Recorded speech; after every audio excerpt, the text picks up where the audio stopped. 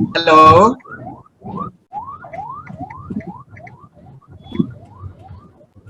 Hello. Hello, হ্যাঁ শোনা যাচ্ছে। আচ্ছা। হ্যালো, আসসালামু আলাইকুম। আসসালামু আলাইকুম। ওয়ালাইকুম শোনা যাচ্ছে। আসসালাম। আচ্ছা। আপনাদের এই ইয়াতে কতজন আছে স্টুডেন্ট? এই সেকশনে কতজন আছে? জি আছে 200 প্লাস। কত? 200 plus. 200 plus. That's huge. So we have got 40 altogether, including myself. So what do we do? Shall we wait or shall we start?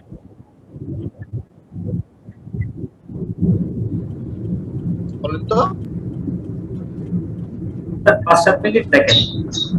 আচ্ছা, ঠিক আছে।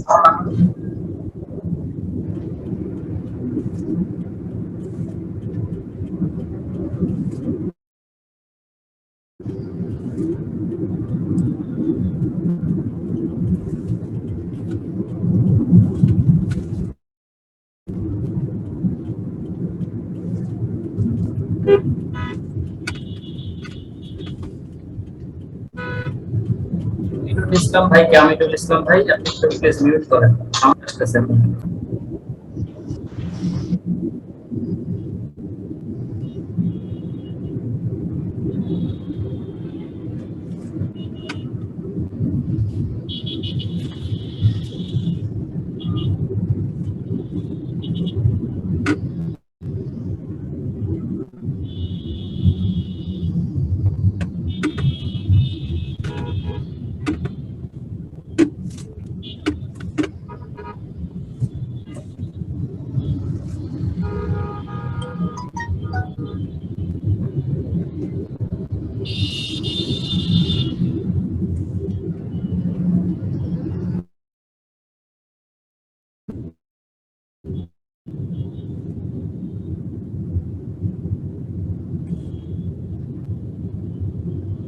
ডিমটা খাইতে আব্বা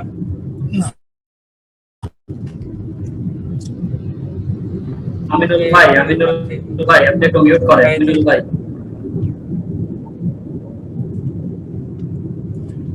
হ্যালো আসসালামু আলাইকুম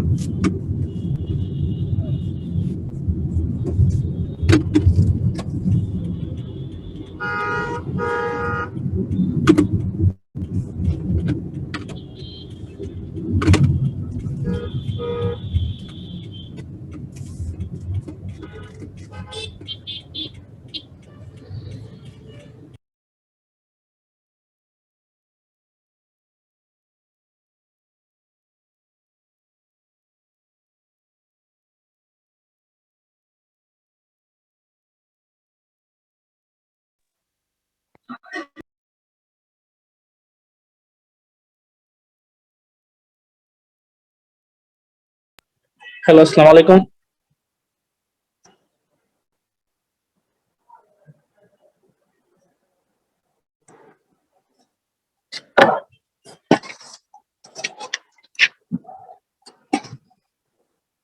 হ্যালো আসসালামু আলাইকুম।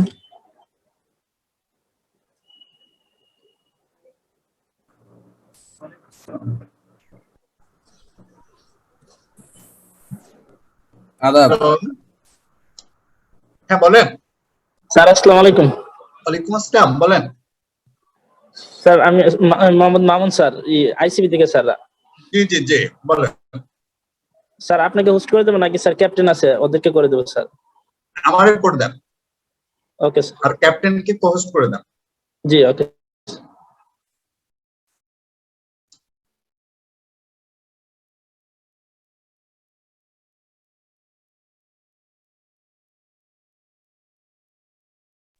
এখানে কি ক্যাপ্টেন আছেন? আছি মামুন ভাই। সদীপ্ত রয় আছে, ঠিক আছে।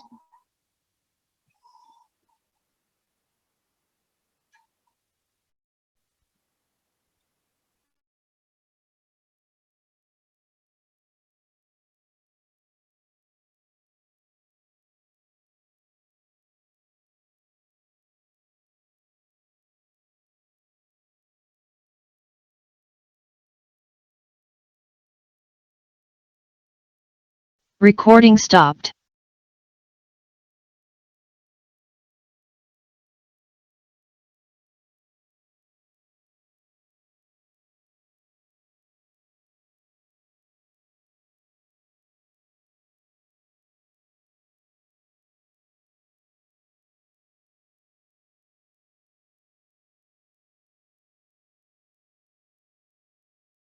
Recording in progress.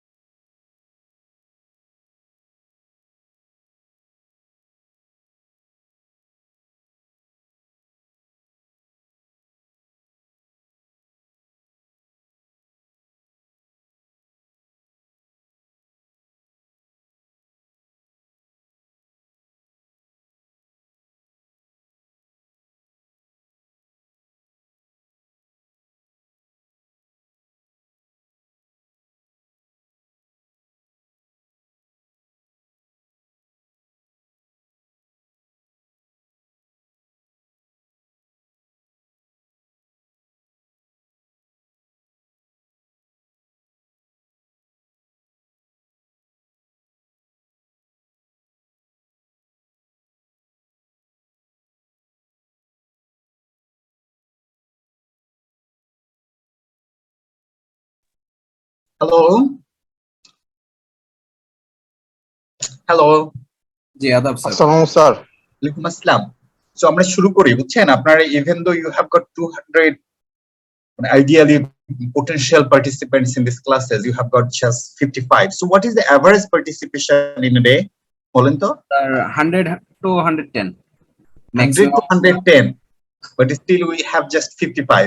Anyway, we should not wait long because we have waited 15 minutes already. We should not wait that much. So if they are a lot late, so it's basically not our problem, rather it's theirs. কারণ আমরা আসলে এতক্ষণ wait করতে পারবো না. We cannot afford to have, we do not have luxury to spend this much time on this video. And why should we wait? Because the 55 আপনারা join করেছেন, you have every right to start the class. তো আগামী দিন থেকে আমরা আসলে আর এতক্ষণও wait করব না। Let's say cut off time will be 7:10. Hopefully এটা দিয়ে আমরা শুরু করব। Alright, so be it. So a little bit background about myself, then we shall jump into the classes. My name is Tariq Islam, so you can call me Tariq. I am a chartered accountant from ICAB and from England and Wales, and also a chartered business valuator, certainly the only chartered valuator in Bangladesh. All right. And I'm working with Huda Choudhury and Company as a partner since 2020. And I have been conducting these classes for many years now. You can say roughly 12 years, financial management. This is one of the core areas I am really interested in. So this is the subject I really admire and love, honestly speaking. So many of the students do fear about financial management because it includes lots of complexity and lots of mathematical terms, sometimes statistics, and it becomes terribly difficult to apply different theories in a context. But it is not something to be afraid of, rather this is something to be admired of, because this is the area where you can potentially explore your true skills, which can be benefited hugely for any organization, because this is more of a futuristic than history. When you compare with the financial accounting, this is like post-mortem thing. So whatever has done, so you will just apply the IFRS and prepare the financial statements, and that gives the foundation to look forward and where you need to take the assistance of the financial management. This is the core area where financial management is set apart or differentiate itself from the so-called financial accounting. This is much more intuitive, much more smarter, and much more complicated, I must say. All right, so I shall be covering, and probably my co-teacher Masood Khan sir will be covering these chapters. Masood Khan sir usually covers the managing risk, and he also try to cover one more chapter, but rest of the chapters are covered by myself. So I'm sure you have got the financial management book handy. So let me give you a pretty much background about, not background, but an overview about the chapters. So how we are going to cover that, and thereafter we shall start today's topic. All right. So let me open an Excel file. Just 1 second.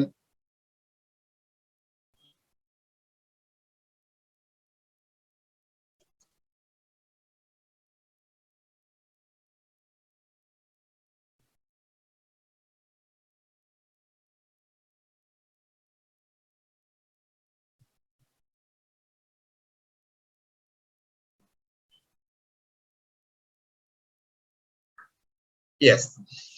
So if you look at the chapters, all together you have got 10 chapters, right? Starting from one, you can say like objective that you'll be covering yourself. And you have got investment appraisal, and chapter 2 is about, so let's say chapters 2 is about investment appraisal, right? I'm sure you have got your book handy. And then chapter 3 is about risk and decision making. So this is one topic. Ideally, this is, even though this is 2 chapters, this is basically one topic. It comes together, it is blended, and in one investment appraisal, probably you will be asked to do the sensitivity analysis or any other things which is related to the risk, maybe probability or something. So এগুলা হচ্ছে আসলে that comes together. এটা basically investment appraisal আর হচ্ছে risk and decision making that comes together, where you need to basically handle them together. এটা কিন্তু basically একটা topic all together, exam সিচুয়েশনে এটা একটাই আমরা বলে থাকি topic. Then you have got sources of finance. So this is one topic. So try to understand sources of finance, and এটার সাথে যোগ হবে হচ্ছে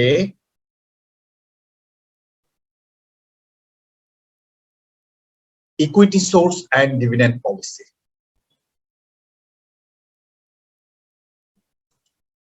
Equity source and dividend policy. This is another topic you need to focus on. So এই দুইটা কিন্তু আবার একসাথে মানে হয় often tested. Then let's move on to the next topic, which is cost of capital and capital structure. 5 COC we can say, and 6 is capital structure, CS, right? So these 2 topic comes together এবং এটা often tested combinedly. তাহলে 3টা topic আমরা পেলাম, right? We have got business planning, valuation, and restructuring. This is a separate topic, standalone. Like we can tell it valuation. And chapter 9 and 10 comes together. 9 and 10. What are they actually? একটা হচ্ছে basically managing risk. All together you can say managing risk. One is interest rate risk and overseas trade. Okay, so এটা আসলে these are all together. How many topics have you got? 5 topics, right? এইটা কি আমরা বুঝতে পারছি মোট যে 10টা চ্যাপ্টার আছে, এই চ্যাপ্টারের মধ্যে আসলে মোট কয়টা টপিক আছে? বা আমি যদি এটাকে সাম আপ করি, বেসিক্যালি আমাদের 5টা এরিয়া আছে, টপিক আসলে অনেক বেশি, 5টা এরিয়া আছে that comes together where you need to focus on. Masud Khan sir কোনটা দিয়ে শুরু করেছেন? 9 নম্বর চ্যাপ্টার স্যার। 9 নম্বর চ্যাপ্টার দিয়ে শুরু করেছেন, রিস্ক দিয়ে শুরু করেছেন। উনি ইউজুয়ালি এটাই করান, 9 এবং 10 এইটাই কভার করান উনি, এবং এইটাই দেখা যাবে মেজরিটি টাইম উনি স্পেন্ড করবেন। এইটার সাথে ওনারে আপনারা রিকোয়েস্ট করবেন এর মধ্যে থেকে, let's say if you want he can cover valuation or maybe any other chapters. We'll be starting with cost of capital and capital structure because it becomes trivially difficult for me to cover all other areas. He usually focuses on 9 and 10, এবং তারপরে যে আমার similar class থাকে মনে করেন 12টা, তো আমাকে যদি বাকিগুলা কভার করতে হয় within these 12 classes, it becomes really difficult for me. It becomes a nightmare. So ওনাকে আসলে রিকোয়েস্ট করতে হবে যে he should cover one more topic, বাকি 3টা হচ্ছে I shall cover you up. তো এটা নিয়ে কি কারো কোনো কনফিউশন আছে যে how the chapters are divided? Not really sir.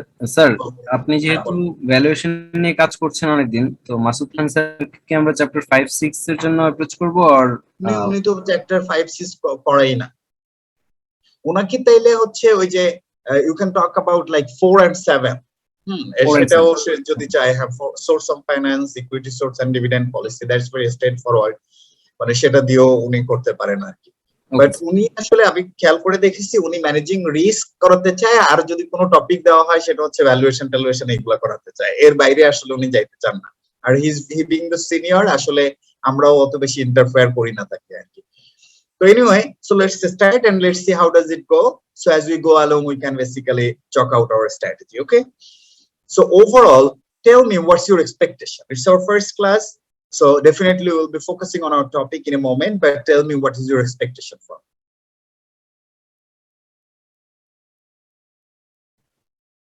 So along with theoretical foundation, I think all will love to have some mathematical practice and from the Definitely. practical aspects.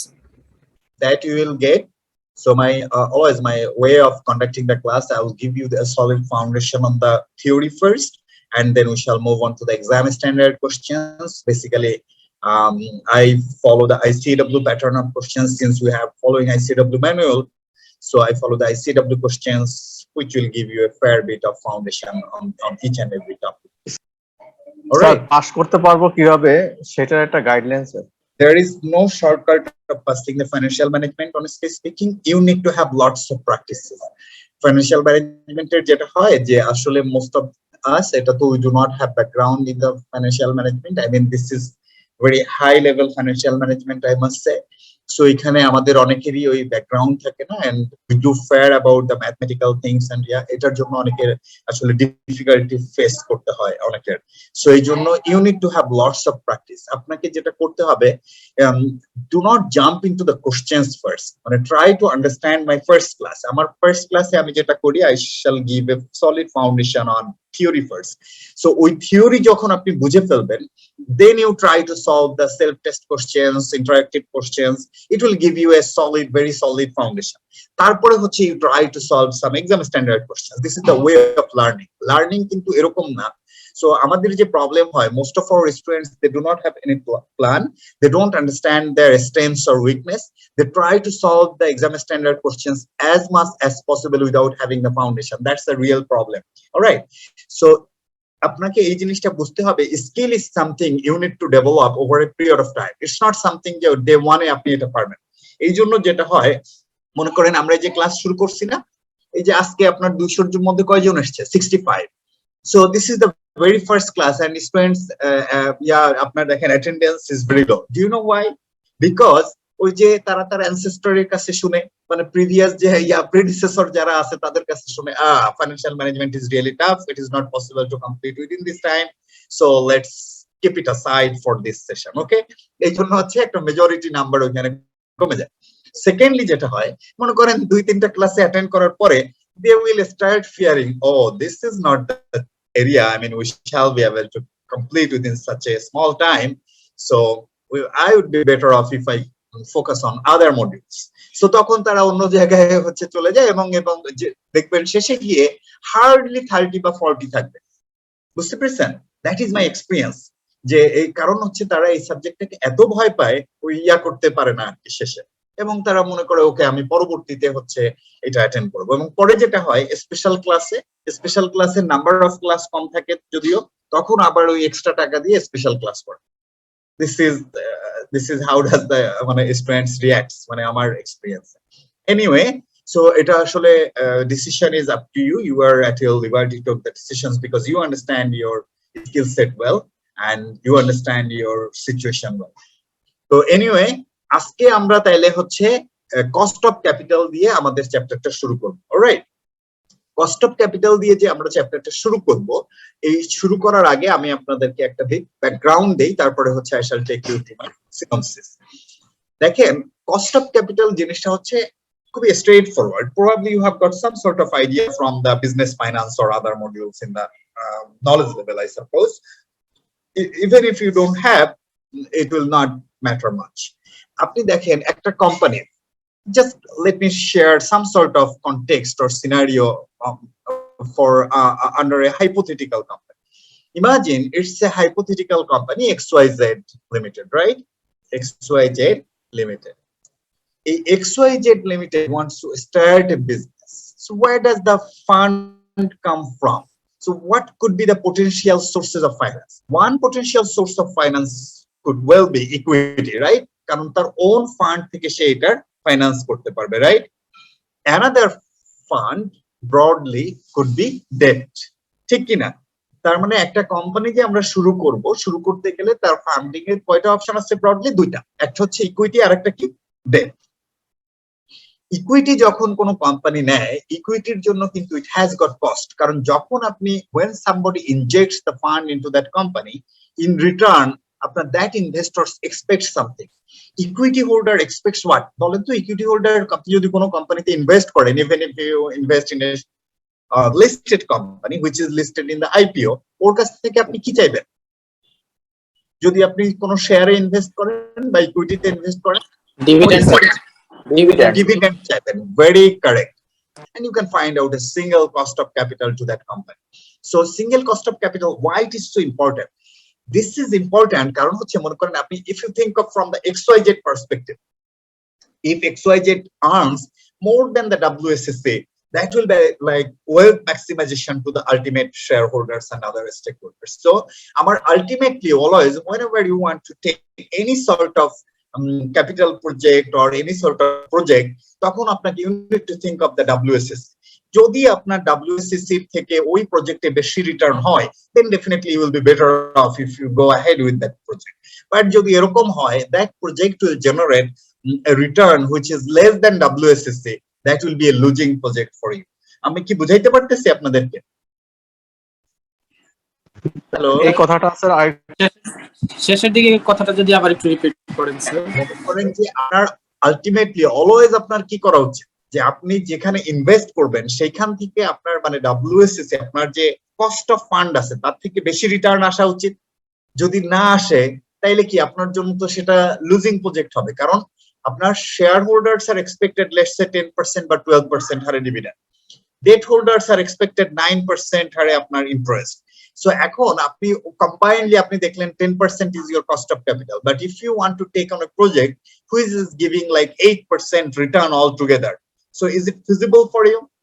কারণ কি আপনার তো এক্সপেক্টেড রিটার্ন হচ্ছে আপনার 10% দুইজন মিলিয়ে, কিন্তু আপনার ওভারঅল রিটার্ন হচ্ছে আপনি এক্সপেক্ট করতেছেন 8% from the project। তাহলে কি এই প্রজেক্ট ফিজিবল হবে আপনার জন্য? না স্যার, হবে না। So that's the whole purpose of calculating the WSCC, because you should know what is the cost of fund of your company, and if you want to take on a new project, সেটাকে আপনি করবেন। Plus আরেকটা জিনিস আপনাদেরকে বলি, we all know about investment appraisal. Investment appraisal জানি না আমরা? What is investment appraisal? যখন হচ্ছে আমরা কোনো ইনভেস্টমেন্ট করতে চাই, so আমরা তখন ইনভেস্টমেন্ট অ্যাপ্রেজাল করি। ইনভেস্টমেন্ট অ্যাপ্রেজালে there are many techniques. One technique is discounted cash flow method, right? Where we basically forecast the future cash flows and then we discount them back with an appropriate discounting rate, right? Which takes into consideration the uncertainty and risk of that particular project. Now, have you ever thought where does that discounting factor comes from? In your knowledge level, maybe আপনি যেটা দেখেছেন, you have been given the discounting factor of 10%. But have you ever asked yourself, where does that 10% come from? Is it something we're just improvising? Is it something we're just assuming the 10% will be the project cost or something? Literally, no.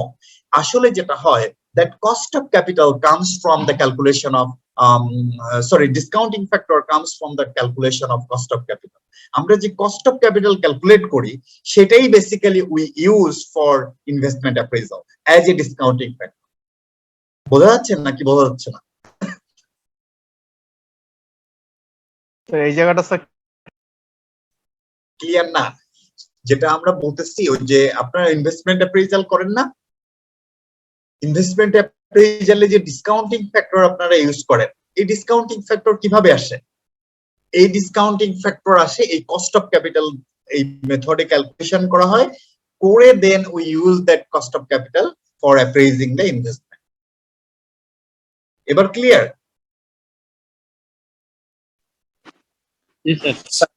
যেহেতু sir appraisal investment appraisal এখনো ভালো করে পড়ি নাই sir, এই জন্য sir একটু confusion লাগছে। ইনভেস্টমেন্ট অ্যাপ্রেজাল কেন আপনারা ওই যে বিজনেস ফাইন্যান্সে করেন না, ওই যে ক্যাশ ফ্লো দেওয়া থাকে তাকে হচ্ছে আপনার ডিসকাউন্ট করতে হয় একটা সার্টেন রেটে, এরকম করেন না? ইভেন আপনার গ্রাজুয়েশন হাউস করার কথা, সেটাই তো বলছি। মনে করেন এরকম থাকে না 1 2 3 এরকম, এগুলো হচ্ছে ইয়ার, এখানে হচ্ছে ক্যাশ ফ্লো দেওয়া থাকে মনে করেন 100 200 এরকম ক্যাপিটাল বাজেটিং টাইপের। হ্যাঁ সেটাই তো ইনভেস্টমেন্ট অ্যাপ্রেজাল মানে তো ক্যাপিটাল বাজেটিং। ওইটা জি স্যার। মনে করেন জি স্যার, জি স্যার। একে আপনারা 10% ডিসকাউন্টিং ফ্যাক্টর দিয়ে ডিসকাউন্ট করলেন, এই যে 10%, এই 10% কোথা থেকে আসে? এই 10% আসে হচ্ছে কস্ট অফ ক্যাপিটাল এই ক্যালকুলেশন থেকে। মানে you don't get to see that, কারণ হচ্ছে আপনাকে ওই রেটটা দিয়ে দেওয়া হয় যে আপনার এটার ইনভেস্টমেন্ট অ্যাপ্রেজালের রেট হচ্ছে 10%। নাও ইমাজিন যে আপনি একটা কোম্পানিতে চাকরি করেন, আগে বলি শুনে নেন। মনে করেন আপনি কোম্পানিতে চাকরি করেন, সেই কোম্পানি হচ্ছে wants to take on a new project in Mireshwar. এখন আপনারে বলছে এই প্রজেক্টটা কি ইভ্যালুয়েশন করে দেন, আপনি ওই প্রজেক্টের আপনি ক্যাশ ফ্লো ডিটারমিন করলেন। এখন বলেন which discounting factor you are gonna use, আপনি কতই ডিসকাউন্টিং ফ্যাক্টর ইউজ করবেন সেখানে? ইউ হ্যাভ নো আইডিয়া, কারণ আপনি এতদিন পরীক্ষায় দেখে এসেছেন দেওয়া থাকে 10% বা 12% or 15%। তখন আপনাকে ওই কোম্পানির actual cost of capital calculate করে দেন হচ্ছে you need to use that as a discounting factor for Mireshwar project. এখন বলেন আপনারা কি বলতে চাইছেন? জি স্যার, এখানে অ্যাকচুয়াল কস্ট অফ ক্যাপিটাল বলতে কি weighted average cost of capital বোঝানো হচ্ছে? হ্যাঁ হ্যাঁ, ওয়েটেড এভারেজ কস্ট। জি sir. So any other questions? আমরা কি বিষয়টা বুঝতে পেরেছি? মানে what is broadly the cost of capital, মানে concept of cost of capital? Sir আমি যদি বলি যে স্যার যেই খরচটা মানে যেটা যেরকম আগে ইনভেস্টমেন্ট অ্যাপ্রাইজালের ক্ষেত্রে আমার যে রেটটা দেওয়া থাকতো, সেই রেটটা আমার ইউজুয়ালি প্রশ্নের মধ্যে দেওয়া থাকতো, ওটা আসলে আমরা জানতাম না এটা আসলে কিভাবে বের করছে। তো এখন বিষয়টা হচ্ছে যে ওই ওই জিনিসটাই আমরা এখন কস্ট অফ ক্যাপিটালের মাধ্যমে যে পার্সেন্টেজটা বাইর করতেছি সেটাই হচ্ছে এই জিনিসটা। সেক্ষেত্রে দেখা গেছে যে এবার বলেন what is the use of it. এটা তো একটা পার্ট বললেন হচ্ছে ইনভেস্টমেন্ট অ্যাপ্রেজালের জন্য করি, আর কি আছে যে আমরা যদি কোথাও ইনভেস্ট করি we should earn more than the cost of fund. কারণ হচ্ছে আমার আর্নিং যদি কস্ট অফ ফান্ডের চেয়ে কম হয় তার মানে কি it will B A losing project. হ্যাঁ জি স্যার। জি স্যার। তাহলে আমরা শুরু করি এখন। Just 1 second.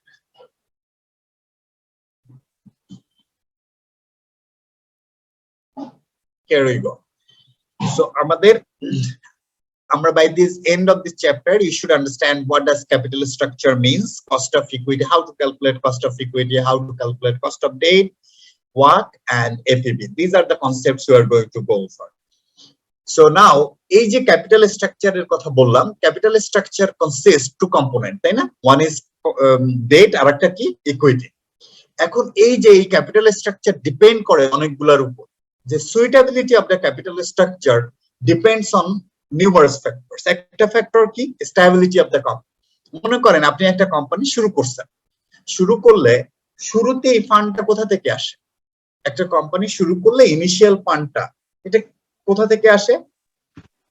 ক্যাপিটাল থেকে স্যার।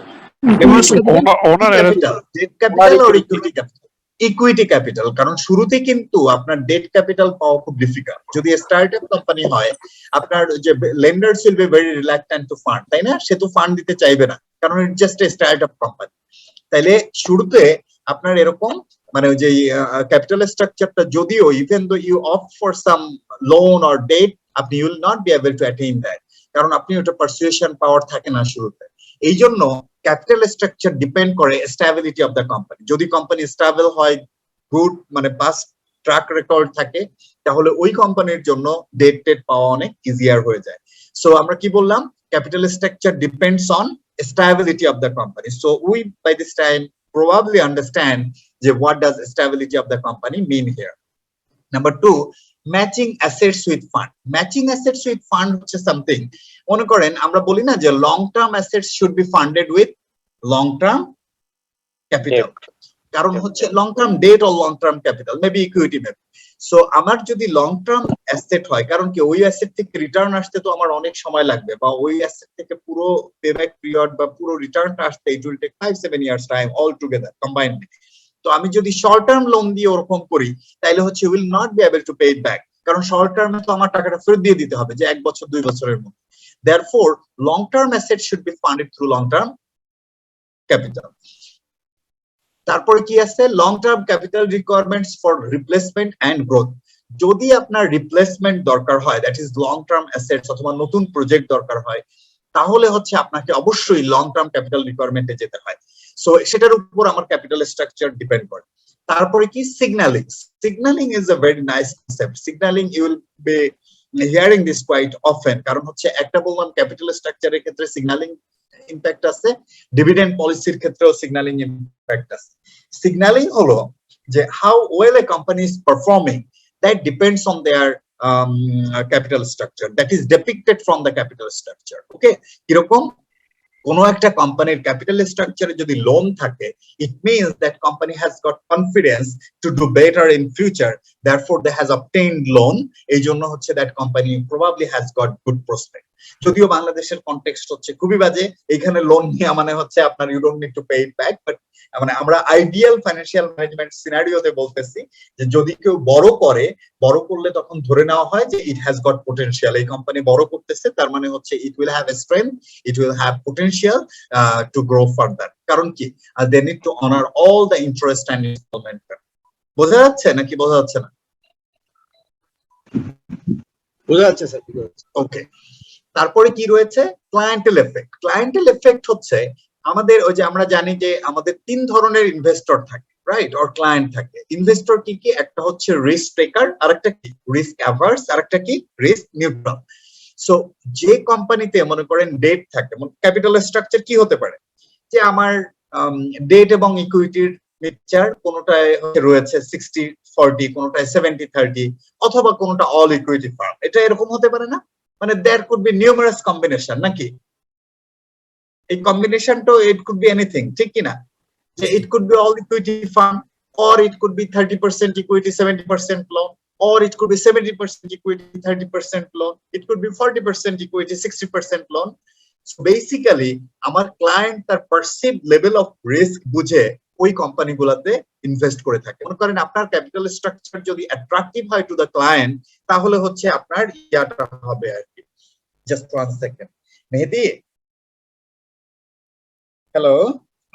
হ্যাঁ, আমি তো ক্লাসে, আমি ক্লাস শেষ করে ফোন দেই। ওকে ওকে, থ্যাংক ইউ। আচ্ছা, তাইলে আমি যেটা বলতেছিলাম আপনাদেরকে, ওই যে ক্লায়েন্টেল এফেক্ট। ক্লায়েন্টেল এফেক্টটা কি? ক্লায়েন্টেল এফেক্ট হচ্ছে আসলে ওই যে ক্যাপিটাল স্ট্রাকচারের উপর ডিপেন্ড করে আপনার বেসিক্যালি এই যে ক্লায়েন্টেল এফেক্টটা হয়, যে আপনার ক্যাপিটাল স্ট্রাকচার যেরকম আপনি ওই ধরনের ক্লায়েন্টকে ইম্প্যাক্ট করতে পারবেন। Okay, then domestic and international borrowing. Domestic and international borrowing that impacts the capital structure. অনেক সময় থাকে না, যেমন ধরেন বাংলাদেশে রয়েছে যে উইমেনদের জন্য একটা স্পেশালাইজড ফান্ড রয়েছে, তারপরে হচ্ছে কিছু কৃষি কাজের জন্য বাংলাদেশ ব্যাংকের স্পেশাল ফান্ড রয়েছে, যেগুলোতে অনেক লো রেটে আপনার ইয়া করা হয়, ওই যে লোন দেওয়া হয়। So আপনার if it is an agro based company, তাহলে হচ্ছে she can probably pursue that loan এবং they can pay very low interest rate, so it is going to impact the capital structure. আবার অনেক সময় হয় যে ফরেন বরোইং এ IFC আছে, FMA আছে, এই ধরনের যে ইয়া আছে, অথবা ওয়ার্ল্ড ব্যাংকের কিছু প্রজেক্ট আছে, এরা এখান থেকে অনেক লো রেটে দেয়। যদি আপনি এরকম কোন প্রজেক্ট করেন যেটা হচ্ছে ওদের ওই ক্রাইটেরিয়ার মধ্যে পড়ে যায়, so you'll be better off if you can find the fund from there. So ultimately whatever the fund you can pursue, that is going to impact the capital structure. কিরকম? আইদার হচ্ছে আপনি লোন থেকে আনবেন অথবা হচ্ছে ইকুইটিতে নেবেন, যেটাই আনেন না কেন এটা কি আপনার ক্যাপিটাল স্ট্রাকচারের উপর ইম্প্যাক্ট রয়েছে। আমরা ক্যাপিটাল স্ট্রাকচার কি বলছি? Capital structure is the combination of equity and debt. So আপনি যেটাই করেন না কেন, that is going to impact the capital structure, সেটাই বলা হচ্ছে। তারপরে কি? Cost and flexibility. এটাই যেমন হচ্ছে আপনার ইকুইটির কস্ট অলওয়েজ হাই। কেন? কারণ ইকুইটি হচ্ছে equity holders are the ultimate risk taker, এই জন্য তাদের কস্ট অনেক হাই থাকে। আবার ইকুইটির ক্ষেত্রে ফ্লেক্সিবিলিটি অনেক কম। ফ্লেক্সিবিলিটি কম কেন? আপনি যখন ইকুইটিতে ইনভেস্ট করেন, এক্সিটটা এত ইজি না, on the other unless it is a listed company. আবার লোনের ক্ষেত্রে ফ্লেক্সিবিলিটি ইজ ভেরি কারণ কি আপনি লোন চাইলেই হচ্ছে খুব ইজিলি ব্যাংকে নিতে পারেন। আবার ইকুইটি কিন্তু রেজ করাও অনেক ডিফিকাল্ট, অনেক সময় লাগে। আপনি if you want to go to the IPO and if you want to collect fund, it takes several years to get the permission and float the shares. On the other hand, if you want to borrow the fund, you just walk to the bank, you submit the financial plan, and probably within 3-4 days or maybe within a month you can pursue the loan. So basically cost flexibility উপর depend করে আপনার capital স্ট্রাকচারটাও করে। Finally রয়েছে optimum capital structure and cost of capital. So অনেক সময় যেটা হয়, there is a theory which is called optimum capital structure. Optimum capital structure is the point where overall cost of capital is the lowest. কিরকম? একটু আগে আমরা যে বললাম যে আমাদের capital structure is the mix of equity and debt. So আমরা 70-30 নিতে পারি, 60-40 নিতে পারি, 50-50 হতে পারি, অথবা যে কোনো অল ইকুইটি ফান্ড হতে পারে। সো নিয়ে ডিফারেন্ট পয়েন্টে ক্যালকুলেট করে দেখতে হবে which is the lowest possible point for that company. So company should try to, many company can try to pursue that capital structure. কারণ কি ওই পয়েন্টে তার কস্টটা লোয়েস্ট হয়। আমরা কি ক্লিয়ার নাকি ক্লিয়ার না? ওকে, সেটা স্যার একটু রিপিট করবেন কাইন্ডলি। শেষেরটা হচ্ছে অপটিমাম ক্যাপিটাল স্ট্রাকচার হচ্ছে এমন একটা লেভেল যে লেভেলে cost of fund will be the lowest, that is called optimum capital structure. এটা স্যার বুঝবো কেমনে? এটা ক্যালকুলেট করতে হবে, আপনি ডিফারেন্ট যে ট্রায়াল এন্ড এরর মেথডে ক্যালকুলেট করবেন। ওই যেটা বললাম 60-40 তে আপনার কত কস্ট অফ ক্যাপিটাল, 50-50 তে কত কস্ট অফ ক্যাপিটাল, 70-30 তে কত cost of capital, trial and এররে ক্যালকুলেশন করে আমাদের ট্রায়াল এন্ড এররে ক্যালকুলেশন করে আপনি বের করবেন। ওকে, so that is how does the capital structure look like, and suitability of the capital structure depends on this factor. Now acceptability of the capital structure, আপনি তো অলওয়েজ কি চাইবেন যে আপনার অপটিমাম ক্যাপিটাল স্ট্রাকচার আপনি করার জন্য যেখানে আপনার কস্টটা লো হবে, বাট এই যে acceptability of the capital structure এটা depends on ultimate stake holders বা শেয়ার হোল্ডার্স। মনে করেন আপনি হয়তো এই যে ফাইন্যান্সিয়াল ম্যানেজমেন্ট বুঝে আপনি গিয়ে বললেন আপনার এমডি সাহেবকে, স্যার আমি তো আজকে ক্লাসে বুঝে এসেছি যে আমাদের ইসের কস্ট নাকি অনেক কম, ডেটের কস্ট অনেক কম, ডেট নিলে নাকি কোম্পানির জন্য ভালো।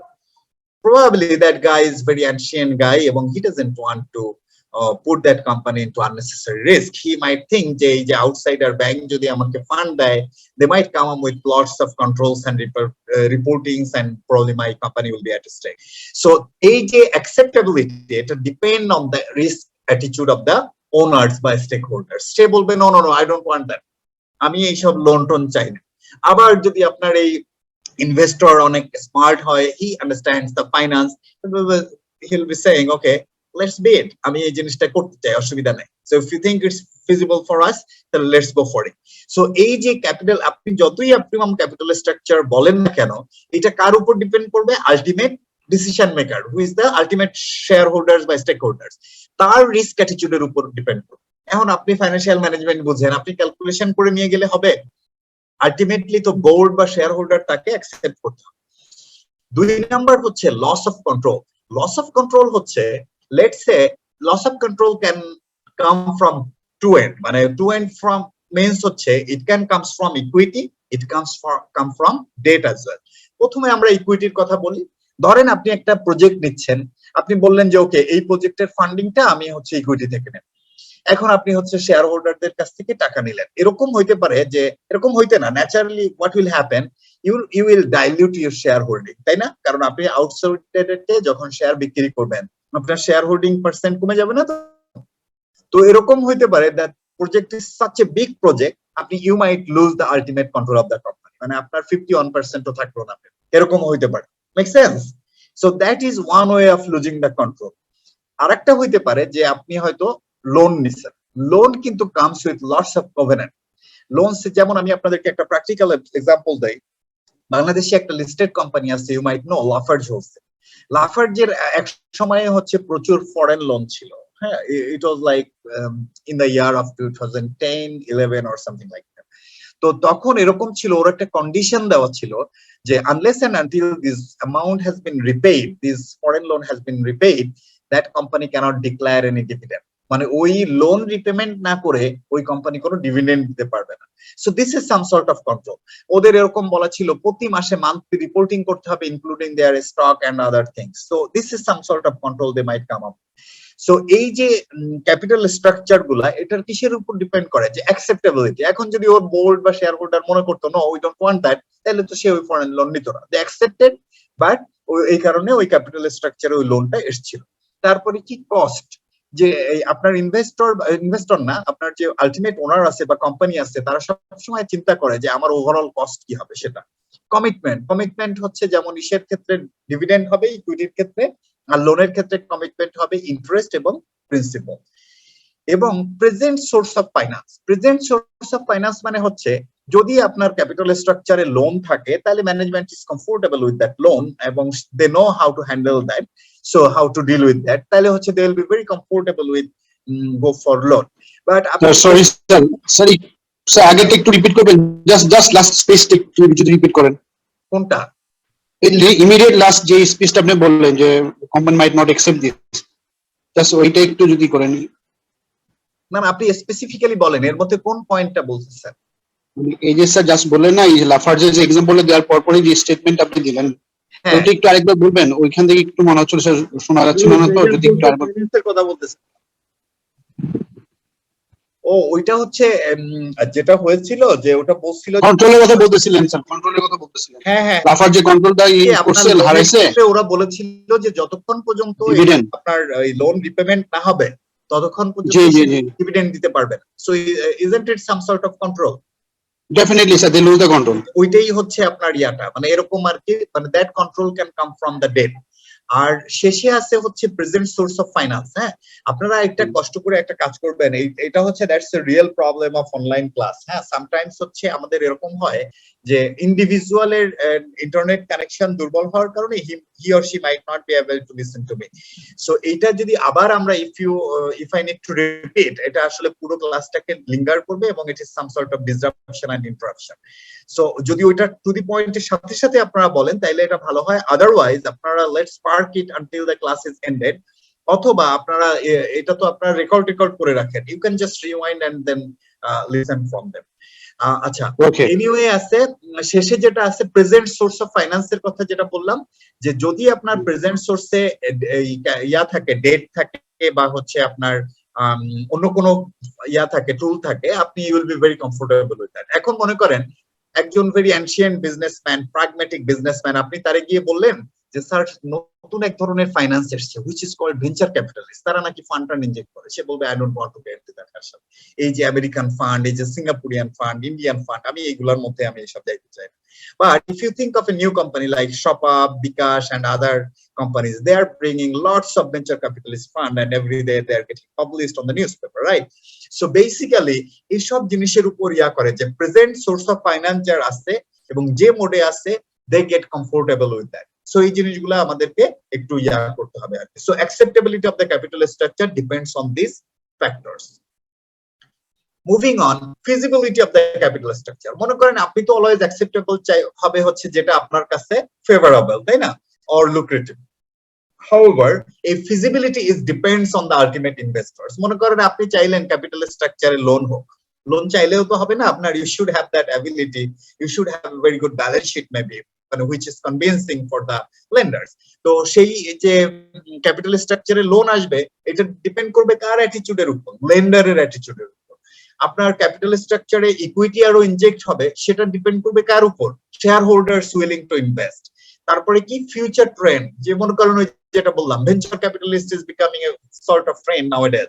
তারপরে কি রেস্ট্রিকশনস ইন লোন এগ্রিমেন্টস, আপনার হয়তো এগ্রিমেন্টে বলে দেওয়া আছে যে unless this loan agreement loan is repaid, you won't be able to borrow from anyone else. So এরকম যদি রেস্ট্রিকশন থাকে, even though you want to borrow, you will not be able to do that because you are under an obligation, you are under an agreement. So if you do that, আপনি আসলে ওইটার violation করবেন, they might sue you. So এই জিনিসগুলো আপনাকে দেখতে হবে। তারপরে কি ম্যাচিউরিটি ডেট, মানে loan comes with a maturity, আর ইকুইটির তো কোনো ম্যাচিউরিটি নাই। সো এই জিনিসগুলোর উপর ডিপেন্ড করে হচ্ছে আসলে feasibility of the capital structure. So দেখেন আমরা কি দেখলাম, suitability, acceptability and feasibility. That is very strategic thing. আপনারা তো যেহেতু এখন অ্যাপ্লিকেশনে আছেন, আপনাদের একটা সাবজেক্ট আছে which is called business strategy. So strategic কিন্তু এই পয়েন্টগুলো কিন্তু স্ট্র্যাটেজিক, যে আসলে কোনো একটা জিনিসের সুইটেবিলিটি, অ্যাকসেপ্টেবিলিটি এন্ড ফিজিবিলিটি, এই জিনিসটা সবসময় দেখতে হয়, whether it is suitable for you, whether it is acceptable to the stakeholders, and whether it is feasible. So এই জিনিসগুলো করে দেন হচ্ছে you need to move ahead. So that's the theoretical bit. Moving on, তাহলে ultimately capital structure হচ্ছে, capital structure কিভাবে হওয়া উচিত এটার জন্য একটা থিওরি দেওয়া আছে which is called pecking order theory. Okay, so এটাকে কি বলে, pecking order theory. Pecking is basically a person. So সে একটা থিওরি দিয়েছে যে অলওয়েজ আমাদের রিটেইন আর্নিংস থেকে ফান্ডিং করা উচিত। নাও whenever you talk about the retained earnings, it comes to your mind, okay, the balance sheet retained earnings, accumulated profit or something like that. No, it's not the financial accounting retained earnings, it's the retained cash. বুঝা গেছে? কারণ profit তো আমার realise না। Try to মানে get some sense out of it. এইখানে আমরা যে রিপোর্ট করি ফাইন্যান্সিয়াল স্টেটমেন্টে, আমাদের যে statement of financial position or balance sheet whatever you call, ওইখানে যে রিটেইন আর্নিংস থাকে, ইজ ইট রিয়ালাইজড? বলেন তো। না ওই রিটেইন আর্নিংস রিয়ালাইজ না। কেন রিয়ালাইজ না? কারণ ওর মধ্যে প্রচুর ক্রেডিট সেলস রয়েছে। আমরা তো অ্যাক্রুয়াল বেসিস অ্যাকাউন্টিং করি, তাই না? ওর মধ্যে প্রচুর ক্রেডিট সেলস রয়েছে যেটা রিয়ালাইজ হয় নাই। ওর মধ্যে প্রচুর এক্সপেন্ডিচার দেখানো আছে যেটা আমি পেমেন্ট করি নাই। দেয়ারফর আমার যে রিটেইন আর্নিংস, আমি কিন্তু ক্যাশ ফ্লোতে ওই সেম টাকা আমার ব্যাংকে দেখতে পাবো না। এই কারণে এইখানে রিটেইন আর্নিংস মিন্স ফাইন্যান্সিয়াল ম্যানেজমেন্টে যখন রিটেইন আর্নিংস বলা হয়, it means retain cash flow. Make sense? বোঝা যায় নাকি বোঝা যায় না? মানে এই রিটেইন আর্নিংস কিন্তু আমার অ্যাকাউন্ট থেকে রিটেইন আর্নিংস না। সো এটার অর্থ হলো যে যদি আপনি কোনো নতুন প্রজেক্ট নেন, তাহলে you should always look for your reserve cash বা রিটেইন ক্যাশ। আপনার যে ফ্রি ক্যাশটা থাকবে, you should try to invest from them. 2 number কি? Straight debt. যদি আপনার রিটেইন ক্যাশ ফ্লো শেষ হয়ে যায়, তাইলে হচ্ছে আপনি তখন ব্যাংকে যাবেন, লোন পারসু করবেন। That is the second order, second preferred financing. যখন স্ট্রেট ডেটের অপরচুনিটি বা অপশন শেষ, মানে once it is exhausted, then you should go for convertible debt. Convertible debt কি? যে ডেটটা comes with a sweetener, যেমন কি বাংলাদেশের মার্কেটে আছে সুকুক। বেক্সিমকো has issued সুকুক বন্ড। সুকুক বন্ড কি? একটা ওই যে আপনার ইসলামী শরিয়া অনুযায়ী bond, and this bond comes with a certain maturity date, এবং it comes with a sweetener which is মানে ওই যে আপনার bond holders will be able to convert it into equity. Beximco কোম্পানির ইকুইটি শেয়ারে কনভার্ট করতে পারবে। That is called convertible debt. তারপরে কি? Preference share. এবং ফাইনালি দেখেন, লিস্ট প্রিফার্ড হচ্ছে ইকুইটি শেয়ারস।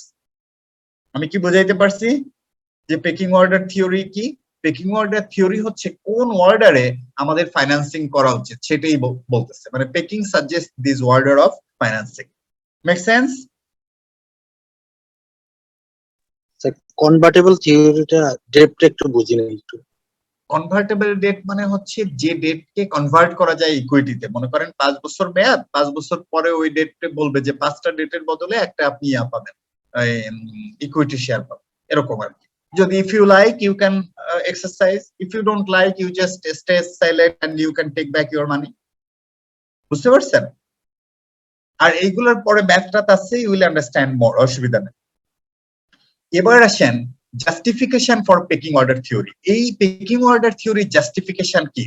এটা হচ্ছে মিনিমাইজ দ্য ইস্যু কস্ট। মানে আপনি যদি রিটেইন ক্যাশ থেকে নেন, এটার কি কোনো ইস্যু কস্ট আছে? নাই। স্ট্রেট ডেটেরও তো ওরকম ইস্যু কস্ট নাই, অল্প স্বল্প কমিশন টমিশন দিলে বা অ্যারেঞ্জমেন্ট ফি দিলেই হয়ে যায়। তারপরে কি? Minimize time and expense in persuading outside investors. কারণ হচ্ছে আপনি দেখেন এই অর্ডারে, যদি আপনি পেকিং অর্ডারে যান, এখানে আপনার দেখেন আউটসাইড যেটা আছে সেটাকে কিন্তু লিস্ট প্রিফার্ড দেওয়া হচ্ছে। মানে আউটসাইড যে আপনার ওই ক্রাউড ইনভেস্টরদের লিস্ট প্রিফারেন্স দেওয়া হয়েছে। তারপরে কি? Existence of asymmetric information. Existing of asymmetric information means, let's say you want to sell your company, I mean share of the company. So আপনি মনে করতেছেন আপনার কোম্পানির share should be highly valued. কারণ কি? আপনি you know the insights and you know the potential of it. But do you think the outsiders will perceive it the same way? They will understand and they will the value that a company will grow at this much rate, among company share will be valued this much. So eitake bole asymmetric information. The information which is known to the insiders and top management might not be known to the outsiders.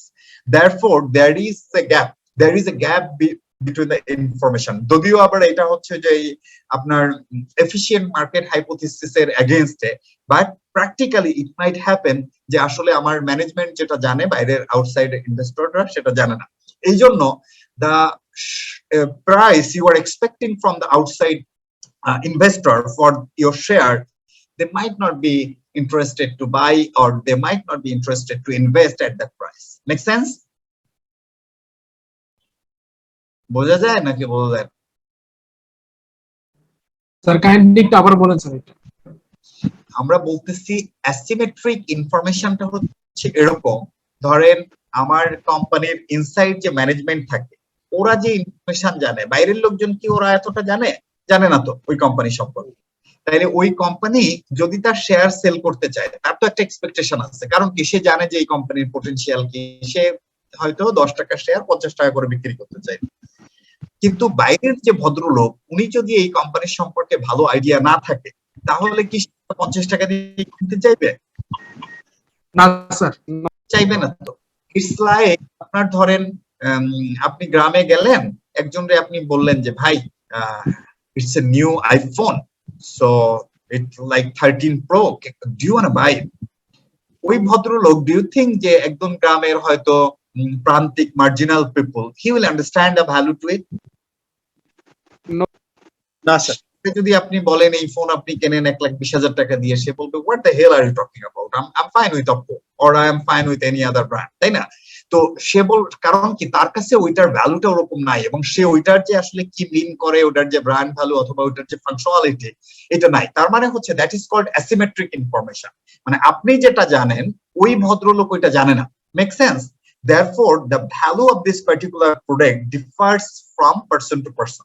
মানে এই জন্য আপনি যেটা expect করতেছেন এটারে বিক্রি করবেন ওনার কাছে এই টাকা, সে তো ওটা দিয়ে কিনবে না। বুঝে গেছে?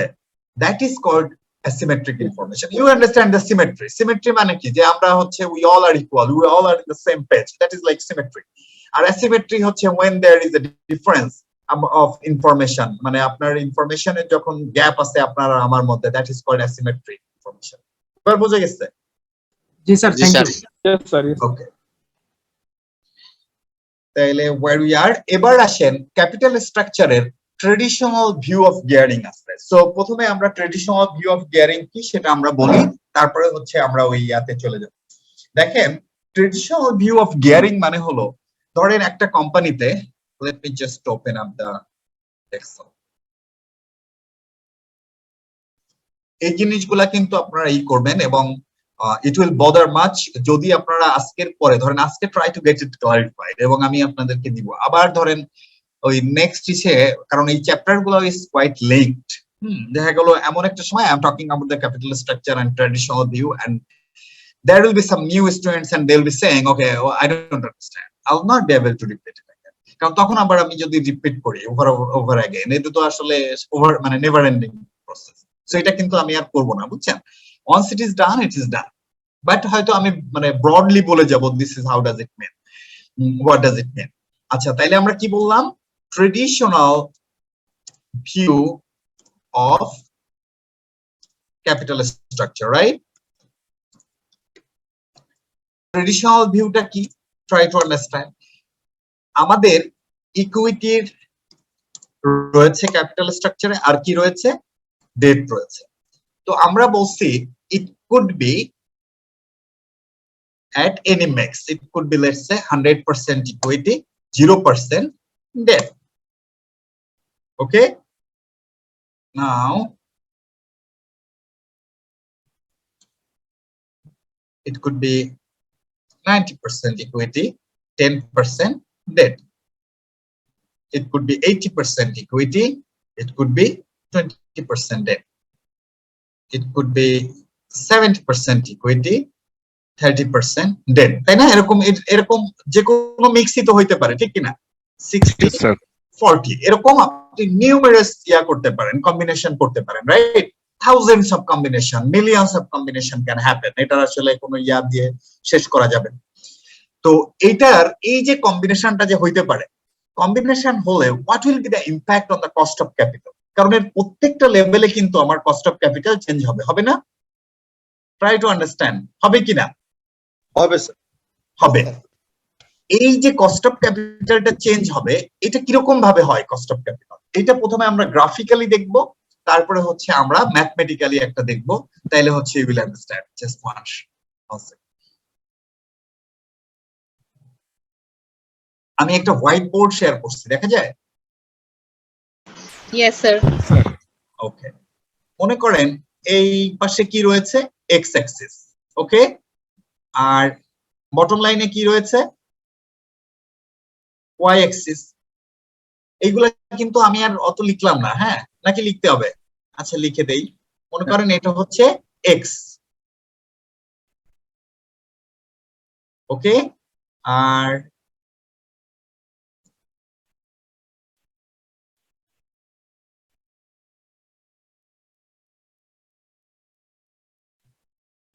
এটা হচ্ছে 0 or O,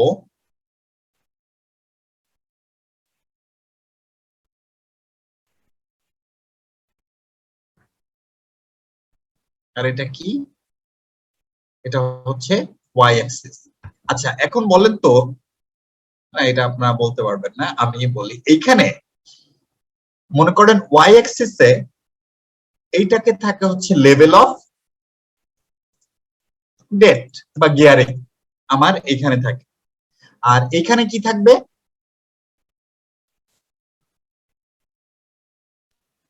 level of equity. না, লেভেল অফ ইকুইটি না,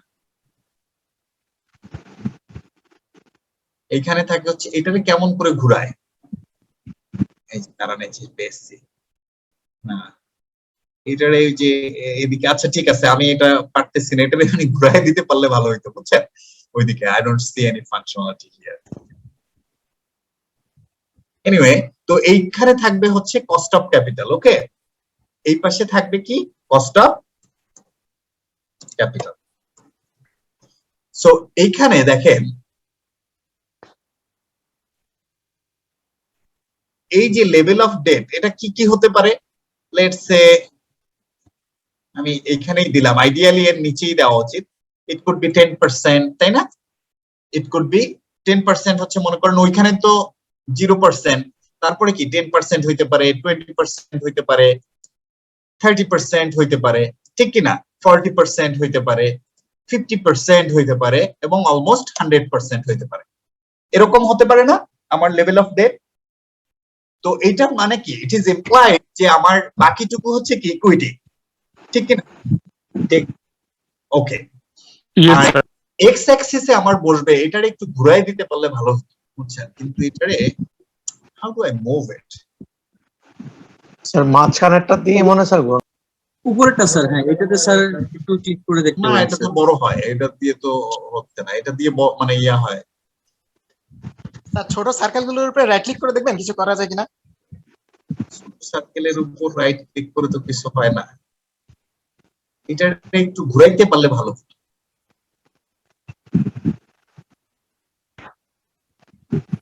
আচ্ছা, can I do one thing, দেখি ড্র করে এই করা যায় কিনা। ও সি,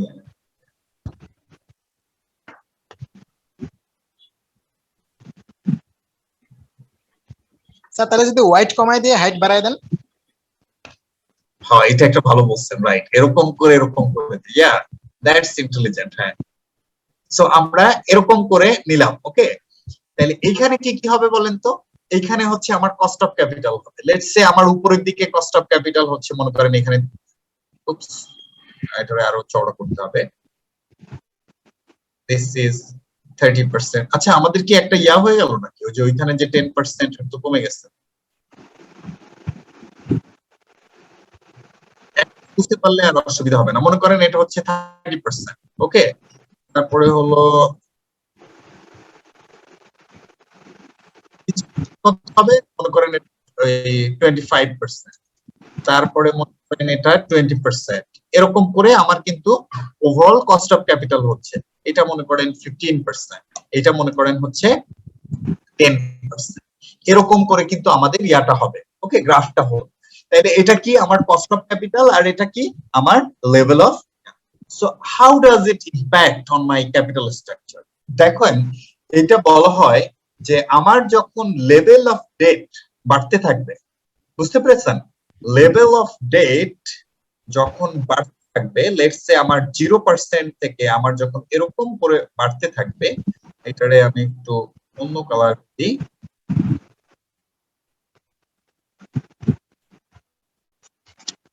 আচ্ছা ওটা হয় না, তাহলে এটা হলো আমার লেভেল অফ ডেট যখন থাকবে, আমার কস্ট অফ ডেট বাড়তে থাকবে, বুঝতে পেরেছেন? কারণ কি, আপনার একটা সার্টেন টাইম পর্যন্ত দেখেন traditionally try to understand the concept traditionally what happens মনে করেন আপনি যদি যান একটা ব্যাংকে আপনাকে কি একটা লিমিট দিয়ে দেয় না জি স্যার লিমিট দিয়ে দেয় যে 100 কোটি টাকা 150 কোটি টাকা ওই লেভেল পর্যন্ত আমার বেসিক্যালি কস্ট অফ ডেট মোটামুটি সিমিলার থাকে তারপরে আস্তে আস্তে এটা কি হয় বাড়তে থাকে কারণ কি আপনার ওই বড়োইং লিমিট যখন বেড়ে যায় তখন হচ্ছে ব্যাংকের রিস্ক বেড়ে যায় এবং সে তখন বলে যে না আমাকে ইন্টারেস্ট রেট বেশি দিতে হবে isn't it so this is how does it impact যদিও বাংলাদেশে আপনার 9% করে দিচ্ছে for all which is basically very impractical কারণ হচ্ছে আসলে ওপেন ইকোনমিতে এরকম হয় না কারণ আমি একটা ভালো কোম্পানি যদি আমার 9% ইন্টারেস্ট হয় your company has got poor credit rating you should not get interest rate of 9% মানে এটা তো হইতেই পারে না দুইজনের মধ্যে যদি আমার থাকে পারফরমেন্সে ডিসক্রিমিনেশন থাকে ইনইকুয়ালিটি থাকে তাহলে দুইজন সেম বেনিফিট পাচ্ছে which is basically preposterous anyway so আমাদের এটা হচ্ছে ডেট বলা হয় একটা সার্টেন লেভেল পর্যন্ত একই থাকবে তারপরে এটা বাড়তে থাকবে so what is the impact on equity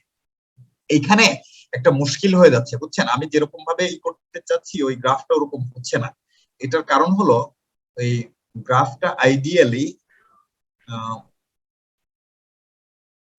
এরকম হবে মনে করেন একটা সার্টেন লেভেল পর্যন্ত ঠিক থাকবে তারপরে হচ্ছে আমার এটা বাড়তে থাকবে এরকম এটারে আমি বললাম ডি এটা হচ্ছে কস্ট অফ ডেট এবার ক্লিয়ার এইটার সাথে what is the impact on equity equity হচ্ছে according to the level of debt আপনার এই ইকুইটিটা বাড়তে থাকবে মানে আমার যত ডেটের পার্সেন্ট বাড়তে থাকবে আমার ইকুইটির কস্ট তত বেশি হারে বাড়তে থাকবে কারণ কি ডেট হোল্ডারদের আপনার রিস্ক বেড়ে যায় এই কারণে তার ইয়াটাও বাড়তে থাকে ক্লিয়ার নাকি ক্লিয়ার না তার কস্টও বাড়তে থাকে এটাকে বলে ই আপনারা কি বুঝতে পারতেছেন স্যার এটা ক্লিয়ার না স্যার লাস্ট কথাটা বুঝি নাই শোনেন লেভেল অফ ডেট যখন বাড়তে থাকে মনে করেন আগে কোম্পানিতে 30% ডেট ছিল তখন যে ইকুইটির কস্ট ছিল যদি 30 থেকে বেড়ে 40% হয় তাহলে কি ইকুইটির কস্ট আরো বেড়ে যাবে না কারণ ইকুইটি হোল্ডারদের রিস্ক বেড়ে যাচ্ছে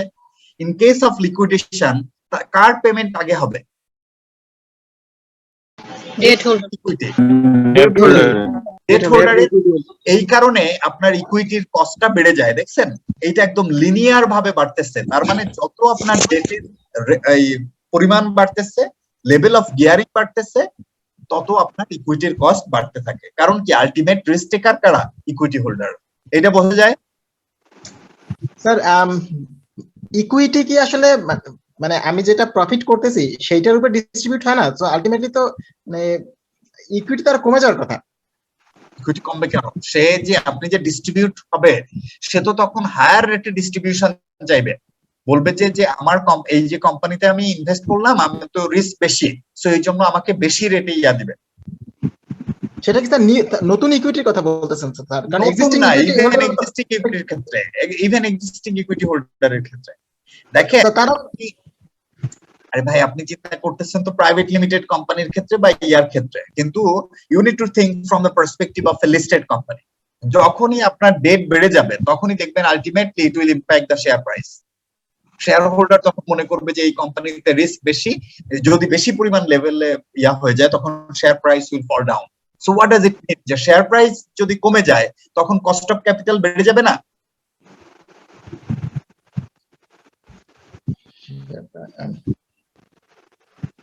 ঠিকই বলেছেন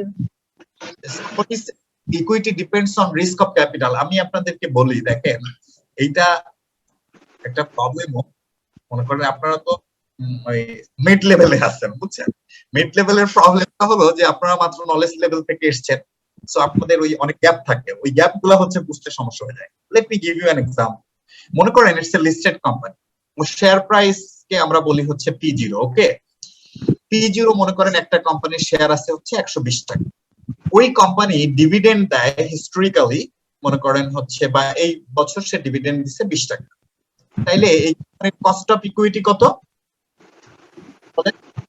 20 ডিভাইডেড বাই 120 তাহলে এটার কোম্পানির কস্ট অফ ক্যাপিটাল কত এটা হচ্ছে 17% বা 16.67% নাও ইমাজিন এই কোম্পানির একটা নিউজ আসলো যে ওর আসলে লেভেল অফ ডেট বেড়ে গেছে লেভেল অফ ডেট যখন বেড়ে যাবে, এই ঘটনা যখন হবে তখন হচ্ছে it will impact the share price. তখন দেখা গেল ওই শেয়ারের দাম হয়ে গেছে 100 টাকা বা 105 টাকা, মেক সেন্স? কিন্তু আমার ডিভিডেন্ড সেম রেটেই রয়েছে। So what does it mean? It means আমার কস্ট অফ ক্যাপিটাল তখন কত হলো?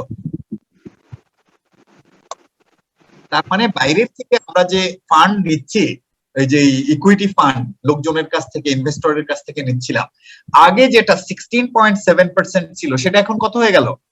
20%। তো আপনি চিন্তা করতেছেন আমার ডিভিডেন্ড তো চেঞ্জ হয় নাই, সো আমার কস্ট অফ ক্যাপিটাল চেঞ্জ হলো কেমনে? Cost of capital automatically change through the changes in the share price, কারণ আলটিমেটলি শেয়ার প্রাইস যখন চেঞ্জ হয়ে যায় কস্ট অফ ফান্ড চেঞ্জ হয়ে যায়। So how it is going to impact? আপনার মাথায় এখন চিন্তা আসতেছে যে আমার তাইলে কি হইলো, আমার তো এই শেয়ার অলরেডি বিক্রি হয়ে গেছে, তাহলে এটার সমস্যাটা কি? এটার সমস্যাটা হলো তখন আপনি নতুন প্রজেক্ট দিবেন, ওই নতুন প্রজেক্টের ফান্ডিং যদি আপনি ইকুইটি থেকে করতে যাইতেন, আগে যে শেয়ার 120 টাকায় বিক্রি করতেন সেই শেয়ার এখন বিক্রি হবে 100 টাকা। Make sense? তার মানে you need sell more number of shares to arrange the fund, which is ultimately impacting the capital structure এবং cost of the fund of the company. এবার বোঝা গেছে? জি স্যার, থ্যাংক ইউ স্যার। তাইলে আমরা যেখানে ছিলাম where we are, যে আমাদের হোয়াইট বোর্ড কই, এখানে। সো আলটিমেটলি আমাদের এটা how does it impact the what does it call, how does it impact the overall cost of capital which is known as WSCC বা KO, বুঝছেন? KO দিয়ে বলা হয় ওভারঅল কস্ট অফ ক্যাপিটাল। দেখেন যখন আমরা এটাকে কম্বাইন করব তখন হচ্ছে বেসিক্যালি এরকম হয়, এইটাকে বলা হয় কেও। কেও মানে হচ্ছে WSCC যেটা আমরা বলি সেটার সংক্ষেপে কেও দিয়ে প্রকাশ করা হয়। আর এইটাকে বলা হয় কেডি। কেডি মানে হচ্ছে কস্ট অফ ডেট, এটা হচ্ছে কেই কস্ট অফ ইকুইটি, আর এটা হচ্ছে কেও। দেখেন আমার ওভারঅল কস্ট অফ ক্যাপিটাল কি, যে দুইটার কম্বিনেশন। যখন 10% হলো, 10% এ কস্ট অফ ডেট কত, 10% এ কস্ট অফ ইকুইটি কত, সেটা। আচ্ছা শোনেন, এই আজানটা শেষ হোক, হ্যাঁ, এই নয়েজ হবে, আপনারা শুনতে পাবেন না। জি স্যার।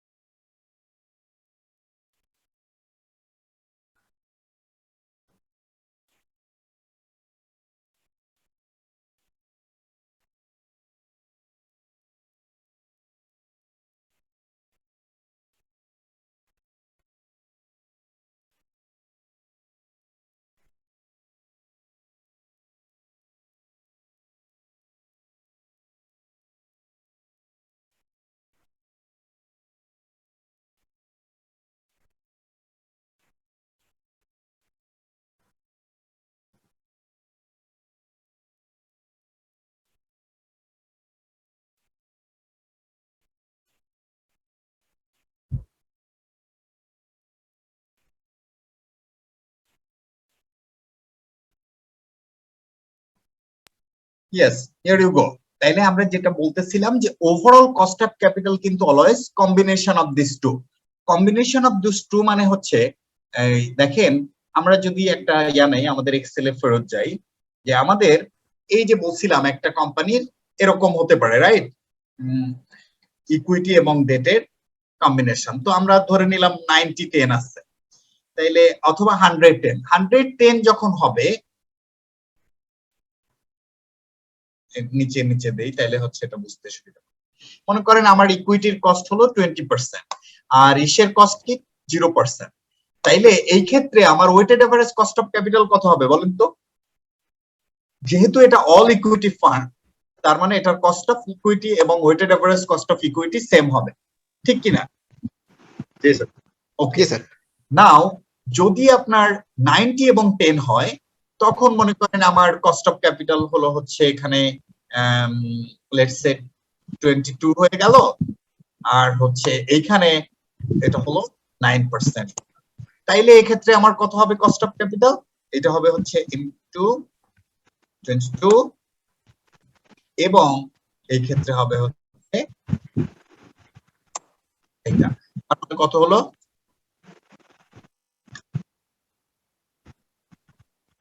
21%।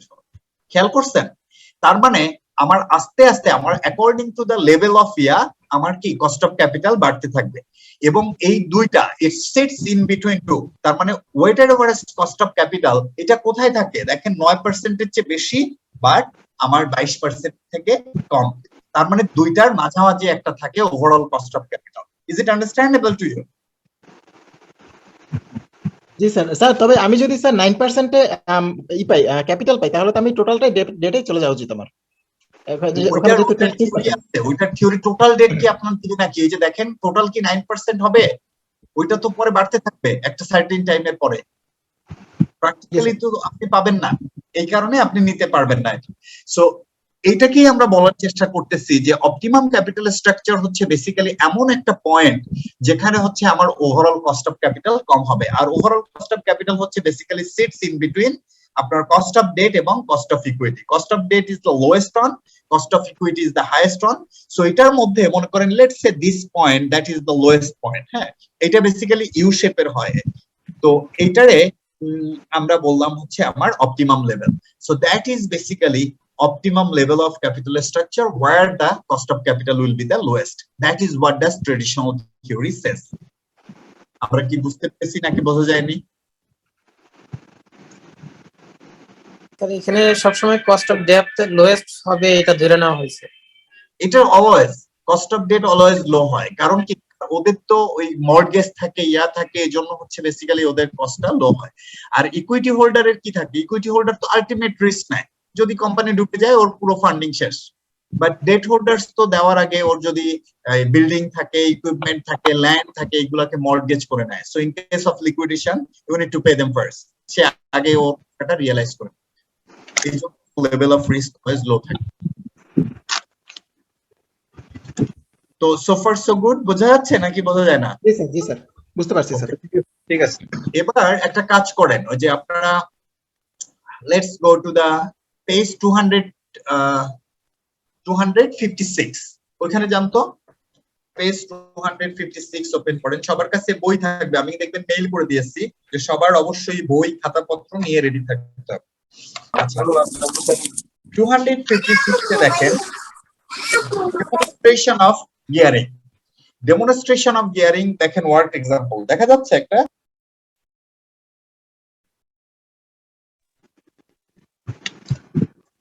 হ্যালো, জি স্যার।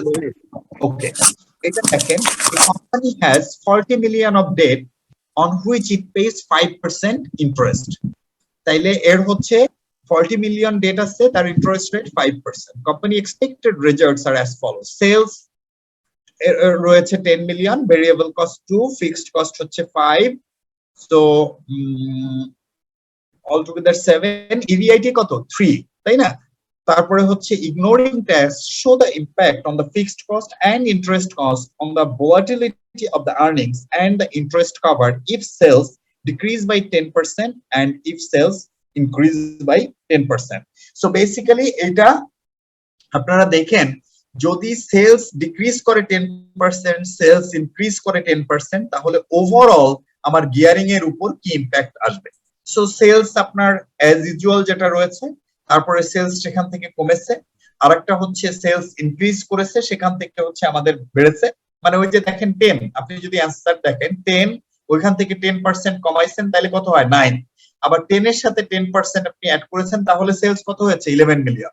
ওইটার সাথে আপনি ভেরিয়েবল কস্ট কে কনসিডার করেছেন, ভেরিয়েবল কস্ট কনসিডার করে দেন হচ্ছে আপনি আর্নিংস বিফোর ট্যাক্স বের করেছেন, বের করে দেন হচ্ছে আপনি ইন্টারেস্ট কভারেজ বের করছেন। ইন্টারেস্ট কভার হচ্ছে basically EBIT divided by I. Interest বের করার ফর্মুলা কি? ইবিআইটি ডিভাইডেড বাই আই মানে হচ্ছে ইন্টারেস্ট। তার মানে ইন্টারেস্টের কত টাইমস আপনার আর্নিংস হচ্ছে। The higher the interest coverage ratio the better off you আর।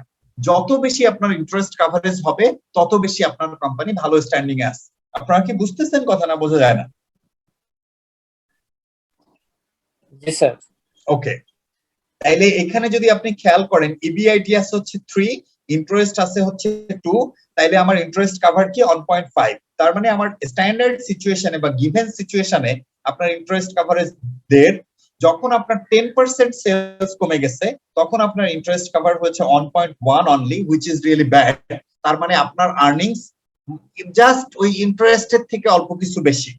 আর যদি আপনার 10% সেলস বেড়ে যায়, তাহলে হচ্ছে আপনার ইন্টারেস্ট কভার আছে হচ্ছে 1.9, মানে আপনার ইন্টারেস্টের থেকে 2 টাইমস অলমোস্ট বেশি রয়েছে। So what does it mean actually? So returns are enhanced when sales increase, but the position is reversed when the sales fall.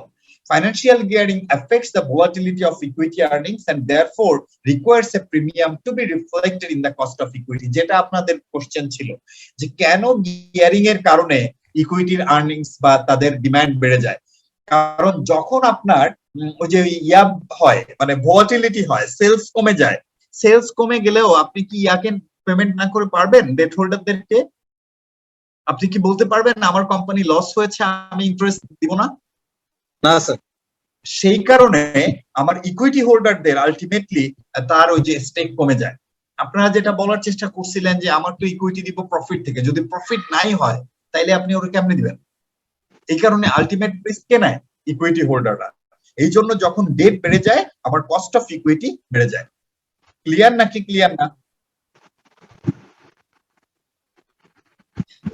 Sir clear. একটা জিনিস কি স্যার একটু জানার ছিল স্যার, ইন্টারেস্ট কভার যেটা 3, এটা গিভেন সিচুয়েশনে স্যার স্ট্যান্ডার্ড যেখানে 3/2 যেটা আছে স্যার, সেটা তো আমাদের ইন্টারেস্টটা, সেই ইন্টারেস্টটা স্যার এখানে আমরা ইয়েতে আপনার স্যার যেটা এক্সাম্পল দিছে সেখানে এই ইন্টারেস্টটা দেখতেছি না যে কোন জায়গায় এটা, নাকি ভেরিয়েবল কস্ট নাকি ইন্টারেস্ট 40 মিলিয়ন ইনটু 5% মাইনাস 2 এই যে দেওয়া আছে না? ও আচ্ছা আচ্ছা, জি স্যার জি স্যার, ওইটাই ঠিক আছে ঠিক আছে। So far so good. এবার কি আপনারা বুঝলেন যে মানে why equity cost is high compared to debt cost? That is the reason. আর ট্রেডিশনাল ভিউ নিয়ে কারো কোনো কোশ্চেন আছে কিনা?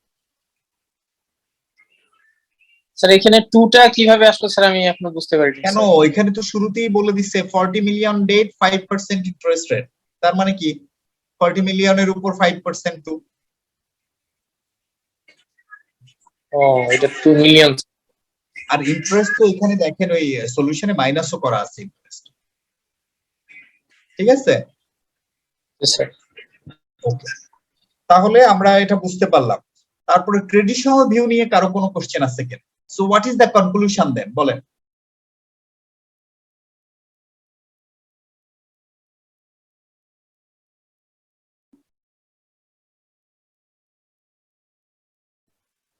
Sir, the more the level of depth, the cost of equity will be Will proportionally increase. increasing. Yes. And the depth level is up to a certain portion. It will be stable. Then with the increase of depth, the cost of equity also increase. Yes. So between them, where there is a optimal point where the depth is the lowest and equity is the highest portion, so that will be the optimum level. Isn't it, sir? Okay, মানে একটা optimum লেভেলে cost of capital, overall cost of capital to the farm will be the lowest one. That's the optimum level. So far so good. আমার মনে হয় আপনারা বুঝতে পেরেছেন। আপনারা একটা কাজ করেন, 257 এ যান তো।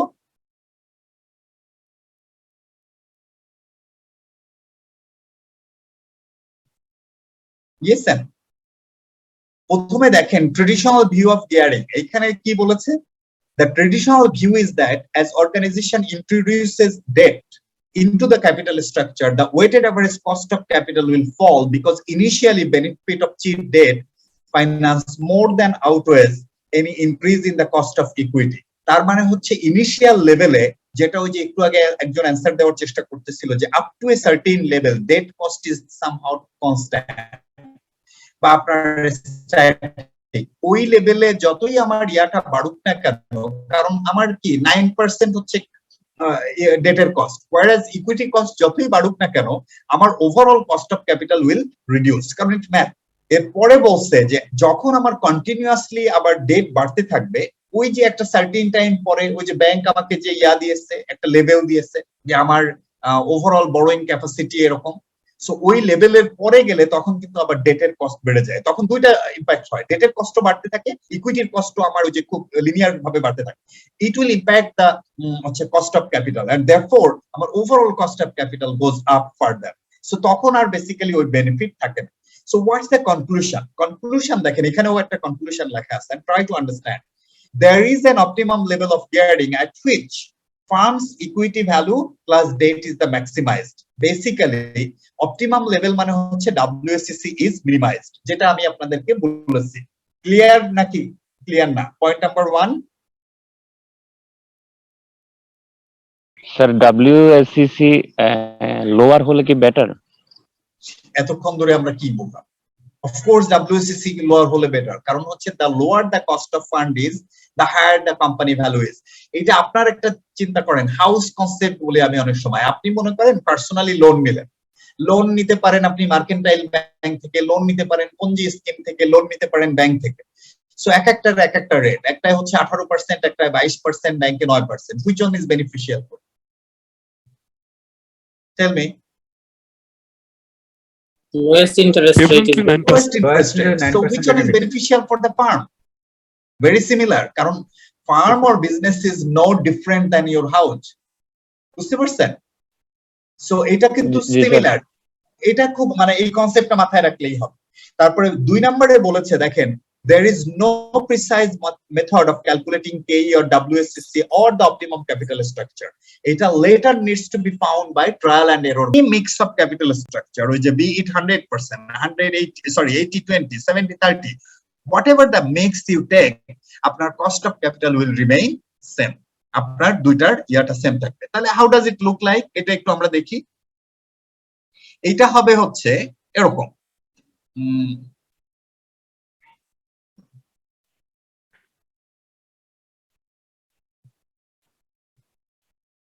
এটা আমরা খুব কুইকলি লিখবো, এটা কিন্তু আমি আর XYZ লিখতে যাচ্ছি না, এটা মনে করেন আমার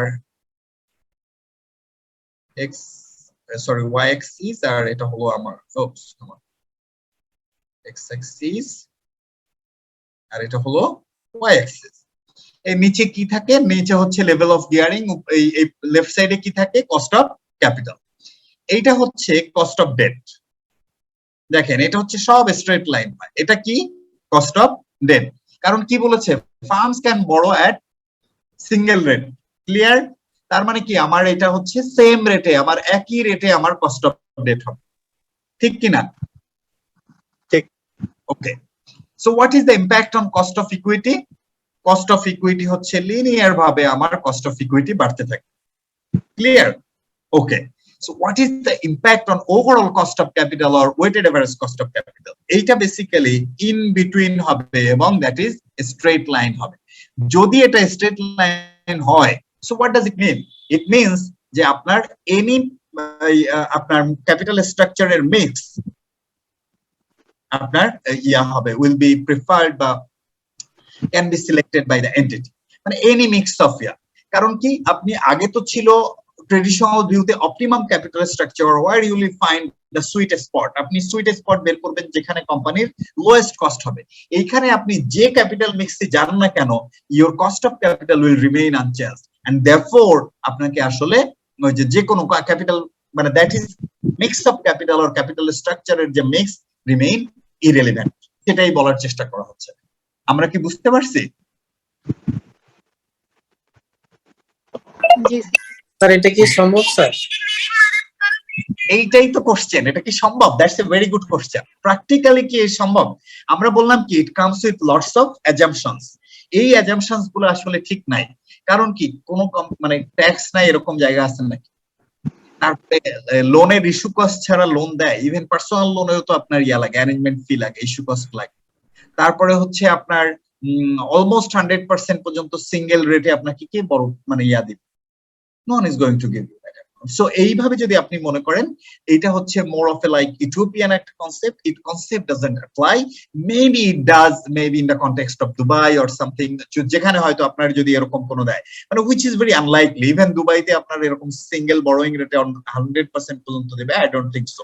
সো এইটার উপর বেসিক্যালি এটা more of a like very theoretical, হ্যাঁ থিওরি জানার জন্য এটা ঠিক আছে, বাট এটা প্র্যাকটিক্যালি এরকম ইউজেস হয় না। তাইলে এই জিনিসটা আসলে কিরকম ভাবে ইম্প্যাক্ট করে এই জিনিসটাকে আমরা একটু দেখি। Let's have a look on 258 এ যান। 258 এ গিয়ে পেজ 258। ওকে, এখানে দেখেন বলছে a company generates EBIT of 100 million. EBIT মানে কি? Earnings before interest and tax. It currently has no debt in the capital structure. It is considering the use of debt and exploding, raising 800 million or 1800 million. Interest is payable at 5%. So এটার আসলে কোনো date নাই, কিন্তু সে 18 million so সে 800 million অথবা 800 million date raise করার চেষ্টা করতেছে এবং interest rate will be 5%.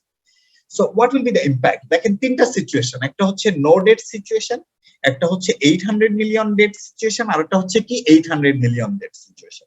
Whatever the situation it is, your EBIT will remain unchanged. আপনার EBIT কত রয়েছে? 100 মিলিয়ন, সেটা আপনি নিলেন, নিয়ে যখন 800 মিলিয়ন হলো তখন আপনার ইন্টারেস্ট কত? 40, আর নো ডেটে ইন্টারেস্ট কত? 0, আর 800 মিলিয়নে আপনার ইন্টারেস্ট কত? 90। সো এই জিনিসটাকে আপনি মাইনাস করলেন, মাইনাস করলে আপনার ওভারঅল মনে করেন আপনার ওইখানে ট্যাক্স নাই, কারণ আমরা তো ওই যে মোডিংলিয়ান মিলারের থিওরিতে আছি, মার্কেটে কোনো ট্যাক্স নাই, ইটস লাইক হ্যাভেন। তাইলে ওইখানে কত আছে, মানে শেয়ার হোল্ডাররা কত পাচ্ছে? প্রথম অপশনে, ফার্স্ট অপশনে how much amount is going to the share holder? 100, তাই না? সেকেন্ড অপশনে কত পাচ্ছে? 60। থার্ড অপশনে কত পাচ্ছে? 10। আর ইন্টারেস্ট হোল্ডাররা কত পাচ্ছে, বা ডেট হোল্ডাররা? ডেট হোল্ডাররা পাচ্ছেন ফার্স্টে কিছুই পাচ্ছেন না, সেকেন্ড অপশনে 40 পাচ্ছেন, থার্ড অপশনে যে পাচ্ছেন 90। তাইলে ডিভিডেন্ড প্লাস ইন্টারেস্ট দেখেন irrespective of any capital structure আপনার সেম হয়ে যাচ্ছে, দেখছেন 100 100 100। এটা কি বোঝা যায়? Dividend plus interest.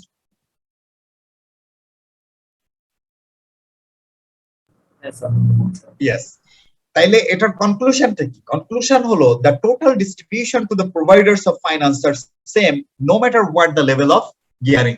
আমার ওভারঅল গিয়ারিং আসলে এটা টোটাল ডিস্ট্রিবিউশনটাকে ইমপ্যাক্ট করতেছে না। Thus the firm should be worth the same in total as they generate the same total distributions for investors with the same business rate. This is happening because of the tax. কারণ যেহেতু আপনার tax নাই, tax থাকলে কি হইতো, আপনার ওই যে ইন্টারেস্টটা আছে ওই ইন্টারেস্টের উপর ট্যাক্স সেভিংস হতো, সেই ট্যাক্স সেভিংস এর যে অ্যামাউন্টটা that would go to the pocket of the shareholder, সেটা তো এখন হচ্ছে না। বোঝা যাচ্ছে?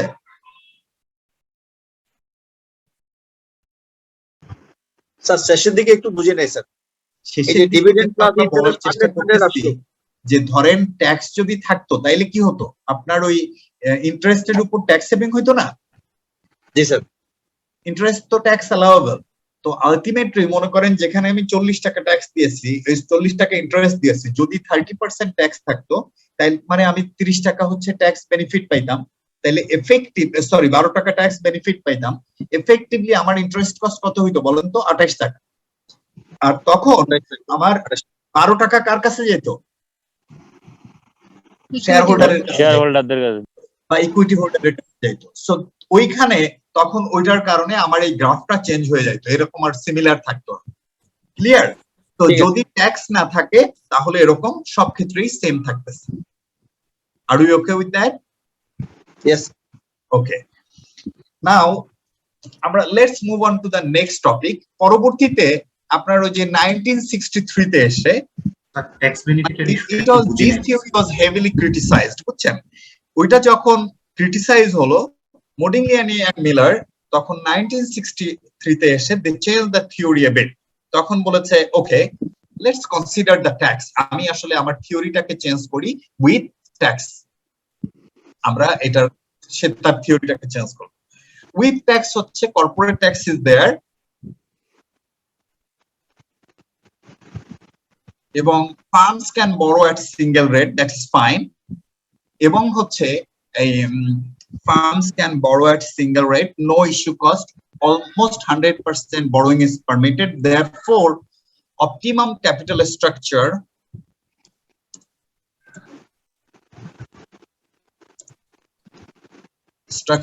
is almost 100%. তার অন্য সকল assumptions of 1958, এটার আসলে 63 করতে হবে। 1958 এ the other assumption যেগুলা ছিল সে মোস্টলি এইগুলাকে রিমেইন আনঅল্টার্ড। সে এটাকে আনঅল্টার্ড রেখে সে ওখানে জাস্ট একটা চেঞ্জ নিয়ে এসেছে, সেটা হচ্ছে কর্পোরেট ট্যাক্স থাকবে, কিন্তু অন্য অন্য যে assumptions গুলা থাকে, farms can borrow at single rate, কোনো ইস্যু কস্ট নাই, অলমোস্ট 100% borrowing is permitted, সে এরকম সব জিনিস নিয়ে এসেছে। কিন্তু সেই ক্ষেত্রে যেটা হবে, অপটিমাম ক্যাপিটাল স্ট্রাকচার হবে হচ্ছে 100% ডেট। আর এইখানে আগের সে অপটিমাম ক্যাপিটাল স্ট্রাকচার কি? Optimum capital structure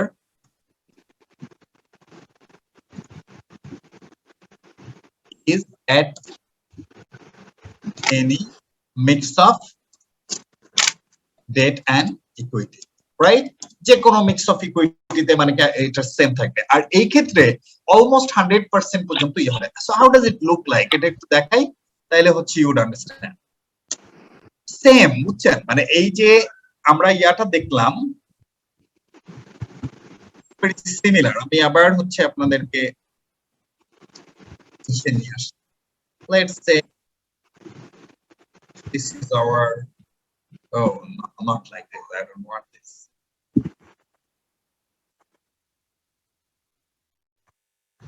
Yeah, like this, and then again, okay? So প্রথম যেটা বলা হচ্ছে যে ফার্ম একটা সিঙ্গেল রেটে বড় করতে পারবে, তাইলে কি আমার cost of debt whatever the rate it is, এটা কি আমার সেম রেটে হবে। যদিও আমার ট্যাক্স আছে, এটা যদি আমরা বলি লেটস সে আমার 9% হচ্ছে ইন্টারেস্ট রেট, যদি 9% ইন্টারেস্ট রেট হয়, 30% হচ্ছে ট্যাক্স হয়, effectively the cost of debt কত হবে বলেন? ডেট ইনটু 1 মাইনাস টি, তার মানে 9 ইনটু হচ্ছে 70%, তার মানে কত? 6.3, ঠিক কিনা? বুঝতে পারিনি। আমার যদি ডেটের কস্ট, মানে সেলে নিয়ে যাই, মনে করেন আমাদের ডেটের কস্ট কত? 9% না? 9%। আমাদের ট্যাক্স কত? ধরেন 30%। তাইলে এই ডেটের ক্ষেত্রে যখন মোডিগ্লিয়ানি এন্ড মিলার বললেন যে ডেটের ক্ষেত্রে আপনার ট্যাক্সের সেভিংস হবে এবং কর্পোরেট ট্যাক্স রয়েছে, সেক্ষেত্রে আমার কিন্তু আবার সে বলছে সিঙ্গেল রেটে বড় করা যাবে। তাইলে এফেক্টিভলি আমার রেট কত হবে? 9% ইনটু 30%, 70, তার মানে আপনার 6.3%, ঠিক কিনা? এবার কি হয়ে গেছে? এই যে just one second, এই যে আমার এফেক্টিভলি কস্ট অফ ডেট কত হলো? কেডি 6.3%। তাইলে আপনি যে লেভেলেই যান না কেন আপনার কত থাকবে? 6.3%ই থাকবে। এই জন্য আমার এটা সেম থাকবে, কিন্তু এটা আফটার ট্যাক্স। বুঝে গেছে? এবার আসেন how it is going to impact the cost of equity. Cost of equity is same whatever the theory it is, আপনার according to the level of gearing cost of equity will go up in the linear rate. বুঝতে পেরেছেন? তাহলে cost of equity কি হলো? আমার same রেটে বাড়বে। Now question is যে what is the impact on overall cost of capital বা what will be the optimum capital structure. Try to understand যে যদি আমার অলমোস্ট 100% পর্যন্ত ডেট নেওয়ার ক্যাপাসিটি থাকে এবং আমার যদি সেটা ট্যাক্সে ওই বেনিফিটটা দেয় corporate tax, because of the corporate tax আমার কি হবে, অপটিমাম ক্যাপিটাল স্ট্রাকচার কি হবে, অলমোস্ট 100% পর্যন্ত ডেট। কারণ এখন বলার চেষ্টা করছিলেন না ট্রেডিশনাল থিওরির ক্ষেত্রে যদি আমার ডেটের কস্ট কম হয় তাহলে তো এটাই ভালো, ফার্মের জন্য ডেট নিয়ে বিজনেস করা। কিন্তু ওই ট্রেডিশনাল থিওরিতে একটা প্রবলেম ছিল যে সে বলছে ফ্যাসিলিটির উপরে যদি আমাকে বড় করতে হয় তাহলে হচ্ছে আমার interest rate will go up. বুঝে গেছে? এই কারণে কিন্তু এই according to the theory of MM in 1963 যেহেতু আমরা ওই সেম রেটে বড় করতে পারবো এবং ওই ক্ষেত্রে আমার রয়েছে এই ট্যাক্সের বেনিফিট রয়েছে, অপটিমাম ক্যাপিটাল স্ট্রাকচারে এরকম এটা কমতে কমতে it will be close two আমাদের কস্ট অফ ডেট, মানে that is overall cost of capital এরকম কমতে থাকবে। কারণ কি আমি তখন কি করব হচ্ছে ওকে আমার যদি 100% পর্যন্তই আমি ডেট পর্যন্ত নিতে পারি তাহলে আমি ডেটই নেই, ডেট নিয়েই বিজনেস করি, ঠিক কিনা? Hello? Yes, sir. Right. So আমি অলমোস্ট 100% পর্যন্ত বড় করব এবং সেক্ষেত্রে আমার ওভারঅল কস্ট অফ ক্যাপিটাল ডেটের কাছাকাছি চলে আসবে। Do you understand this?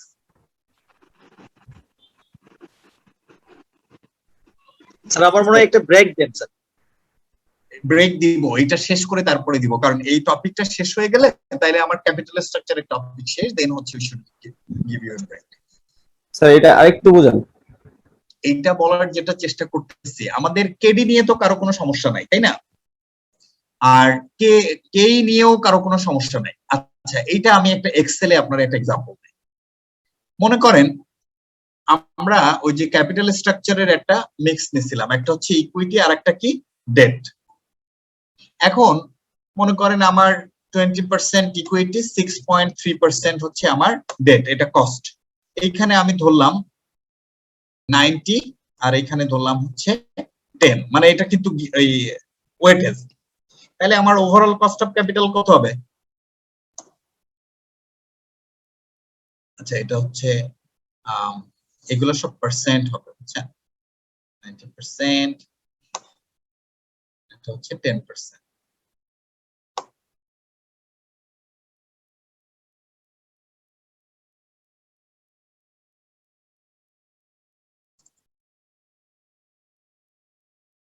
তাইলে আমার ওভারঅল কি হয়েছে 18.63। নাও ইমাজিন এই মিক্সটা চেঞ্জ হয়ে গেছে, এই মিক্স চেঞ্জ হয়ে এইটা হয়ে গেছে হচ্ছে মনে করেন 5%, এইটা হয়ে গেছে হচ্ছে 95%, এবং এইটা মনে করেন বেড়ে আমার 25% হয়ে গেছে কস্ট অফ ক্যাপিটাল। তাইলে আমার কি হলো, ওভারঅল কস্ট অফ ক্যাপিটাল কত হচ্ছে? 7.23। কেন এটা 7.23 হয়েছে? কারণ আমি এক্সাক্ট সেম রেটে অলমোস্ট 100% পর্যন্ত, এবং ইট উইল গো হাই। মনে করেন আমি যদি 99% নেই আর এটা যদি 1% নেই, দেখেন কি অবস্থা হয়। এটা that will be close to cost of debt, কারণ আমি তো অলমোস্ট 100% পর্যন্ত আমার করতে পারবো, বলছি ডেট নিতে পারবো এবং সিমিলার রেটে নিতে পারবো। তাইলে কি হচ্ছে আমার সিমিলার রেটে, দ্যাট ইজ আমার 6.3 এবং ওভারঅল কস্ট অফ ক্যাপিটাল কত 6.48। তাহলে কি আমার কাছাকাছি চলে এসছে না? জি স্যার। তাহলে এই সিচুয়েশনে the company will tend to borrow as high as possible because single rate is permitted almost 100%, tax benefit is there এবং that is beneficial for the company. Therefore company will opt out for having the almost 100% leverage in that company. এইবার কি বোঝা গেছে? বুঝা গেছে। আচ্ছা এইবার যে কাজটা করেন, আপনারা ইসে যান 259 এ যান। স্যার আমার একটা কোশ্চেন ছিল। জি বলেন। স্যার এই যে ইকুইটির কস্ট, তো এটা তো আর কোম্পানির উপরে না স্যার, ইকুইটি তো কোম্পানির কাছে তো কোনো কস্ট থাকে না, সেটা তো হচ্ছে যে একটা কোম্পানি দেনা থেকে দেয়। স্যার কোম্পানি থেকে ইকুইটি ক্যাশটা তো দেয় ওনার্সরা স্যার। ওনাররা তো ক্যাশ দেয়, আর ওনারদেরকে কোম্পানি কি দেয়? ডিভিডেন্ড দেয়। ডিভিডেন্ড দেয়, সেটাই তো কস্ট কোম্পানির। ডিভিডেন্ডটা তো দেয় আফটার প্রফিট। সেটাই বললাম, আফটার প্রফিট দেয়। তো এখন স্যার এখানে যদি স্যার এই ইন্টারেস্ট 100% নিয়ার অ্যাবাউট 100% নিয়ে যদি সে বিজনেস করে, এবং বিজনেস করার পরে যদি এখানে তার প্রফিট থাকে, তাহলে সেই প্রফিটটা তো সেটা তো আরো বেশি আকারে ডিস্ট্রিবিউট হবে শেয়ার হোল্ডারদের মাঝখানে। বেশি আকারে ডিস্ট্রিবিউট হবে। একটু আগে যে দেখালাম না যে how does the leverage impact, যে ভোলাটিলিটি যদি আপনার সেলস কমে যায়, মানে why you are thinking in an ideal situation যে আপনার your profit will be at very high rate, যদি আপনার রেভিনিউ কমে যায়, have you seen how does it impact the bottom line? এরকম হইতে পারে তো এটা লস হয়ে গেছে, কারণ হচ্ছে আপনার interest cost will be very high, কারণ আপনার তো বার্ডেন অনেক বেশি থাকবে তখন ইন্টারেস্টের। সো এরকমও হতে পারে যে ওটা নেগেটিভ হয়ে গেছে, shareholders have nothing to take on. আচ্ছা, আমরা তো চিন্তা করতেছি এখানে রেটটা ফিক্সড। আরে ভাই, রেট ফিক্সড হইলেও আপনার রেভিনিউ যে আপনার সিমিলার হবে, ক্যান ইউ গ্যারান্টি যে আপনি will be able two get the similar level of revenue? Revenue will be high is in that case. Revenue will be high. How do you confirm that revenue will be high? আপনার বিজনেসের revenue যে same থাকবে, এটা আপনাকে guarantee কে দিল? We consider there is a fixed rate of debt that is 6.3, average near about 6.3, but profit will be high in that case. আরে ভাই, আপনি অফ যান, আপনি you don't try to get the context. আমি যেটা বলার চেষ্টা করতেছি, or you can follow or you don't follow. আপনি প্রথমে দেখেন demonstration of gearing, go back to the page 256। 256 এ আপনার সেলস যখন কমে গেছে, দেখেন 10% কমছে অথবা 10% বাড়ছে। Have you seen the impact on the bottom line? Bottom line was severely impacted, কারণ কি সেলস কমে গেছে। আপনি কি গ্যারান্টি দিতে পারেন যে আপনার সেলস সিমিলার লেভেলে থাকবে? আপনার ইন্টারেস্ট কস্ট তো আপনার সেম থাকবে, তাই না? অ্যাকর্ডিং টু দা আপনার Miller's theory, Modigliani and Miller theory, same লেভেলে আপনার ইন্টারেস্ট দিতে হবে। কিন্তু যদি আপনার রেভিনিউ ফল করে, do you understand the consequence on the bottom line? Do you understand the consequence on the shareholders? তখন শেয়ারহোল্ডাররা যদি ফল মানে নেগেটিভ প্রফিট হয়, তখন এই ইন্টারেস্ট কে বেয়ার করবে? আলটিমেট দায়টা কার নিতে হবে? Equity holder. ইকুইটি হোল্ডারদের। therefore their cost will go very high, কারণ তখন তারা বেশি রেটে চাইবে। কারণ ওই ডিসকাশন তো অলরেডি আমরা আগে করছি, বুঝতে পারছেন? এখন একটা কাজ করি, let's have a look on 259। 259 এ দেখেন ইন্টারেক্টিভ কোশ্চেন 1 এ বলতেছে same situation as in capital structure, what example above, but this time corporate tax payable is 21%। এই ক্ষেত্রে আপনার কর্পোরেট ট্যাক্স কত রয়েছে? 21%। সো ইবিআইটি রয়েছে দেখেন তিনটা সিচুয়েশনে সেম, ইন্টারেস্ট রয়েছে এটা। তাহলে what capital structure, which capital structure is the most attractive there in terms of total amount paid to the investors taking into the accounts of the tax payable? তাহলে কোনটা হচ্ছে most attractive? আপনারা একটু let's have a look on the solution of interactive question 1, কারণ আমাদের এটা solve করার সময় নাই। কি করেন তো, ইন্টারেক্টিভ কোশ্চেন 1 এর সলিউশন কোন পেজে? এই যে 1 এর সলিউশন হচ্ছে, you see the solution is 276।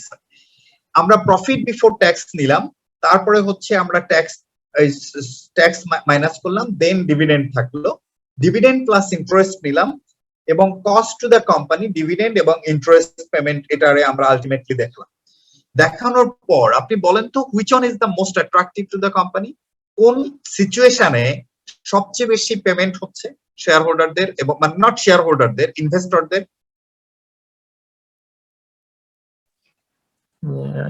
18 million debt, 1800 million ডেটে দেখেন এই যে dividend plus interest to the providers of finance 79, 87.4, 97.9। So কোন সিনারিওতে সবচেয়ে বেশি পেমেন্ট হচ্ছে ইনভেস্টরদের? 1800 million debt. So that is the best situation. তার মানে হচ্ছে the higher the debt, the higher the benefit for the company. এটা হচ্ছে বেসিক্যালি মডিগ্লিয়ানি এন্ড মিলারের থিওরি বলতেছে। এটাও কিন্তু আসলে প্রবলেম। এটা প্রবলেমটা কোথায় বলেন তো? প্রবলেম হচ্ছে নাম্বার 1, সেম রেটে আসলে বড় করার এই ক্যাপাসিটি দেয় না প্র্যাকটিক্যালি। নাম্বার 2, ব্যাংক্রাফটসি কস্ট, যেটা আপনাদের এক বন্ধু একটু আগে যে বলতেছিলেন, একটা কোম্পানি যে সেম রেটে বড় করবে অথবা অলমোস্ট 100% পর্যন্ত ডেট নিবে, ওর company will be at very risk situation. কারণ কি, ওর ওই যত বেশি লোন হবে তার লোনের ইনস্টলমেন্ট তত বেশি হবে, ইন্টারেস্টের অ্যামাউন্ট তত বেশি হবে। যদি কোম্পানি এটাকে এন্টারটেইন করতে না পারে বা অনার করতে না পারে, ওই কোম্পানি কিন্তু আপনার ইসে চলে যাওয়ার সম্ভাবনা আছে, তাই না? ওই যে ব্যাংক্রাফট হয়ে যাওয়ার সম্ভাবনা আছে।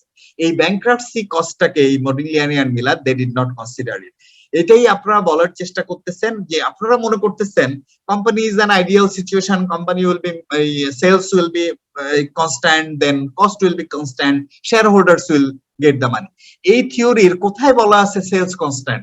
সেলস তো কনস্ট্যান্ট না, সেলস কুড চেঞ্জ, এবং সেলস যদি চেঞ্জ হয়ে যায় it is going to impact the bottom line. Bottom line যদি চেঞ্জ হয়ে নেগেটিভ হয় তাইলে আলটিমেটলি শেয়ার হোল্ডারদেরকে এটা দায় নিতে হবে এবং ওই কোম্পানি ব্যাংক্রাফটসি ফাইল করতে হবে।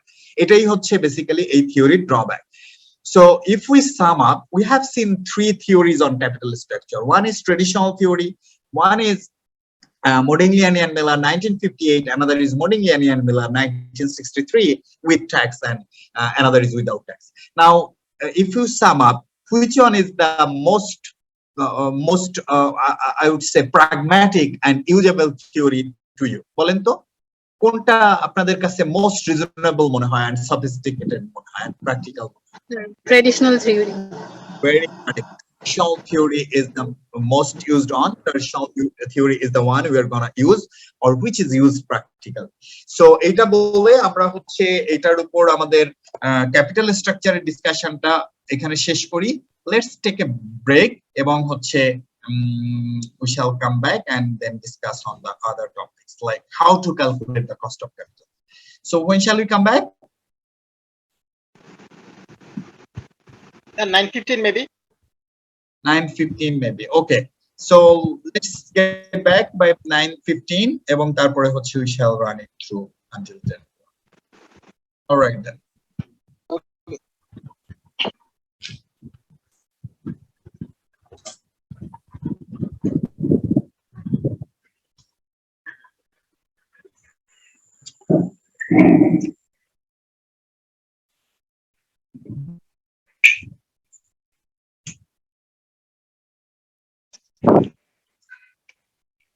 ঠান্ডা লাগেনি, গরম বসতেছে, পানি কোথায় আমার?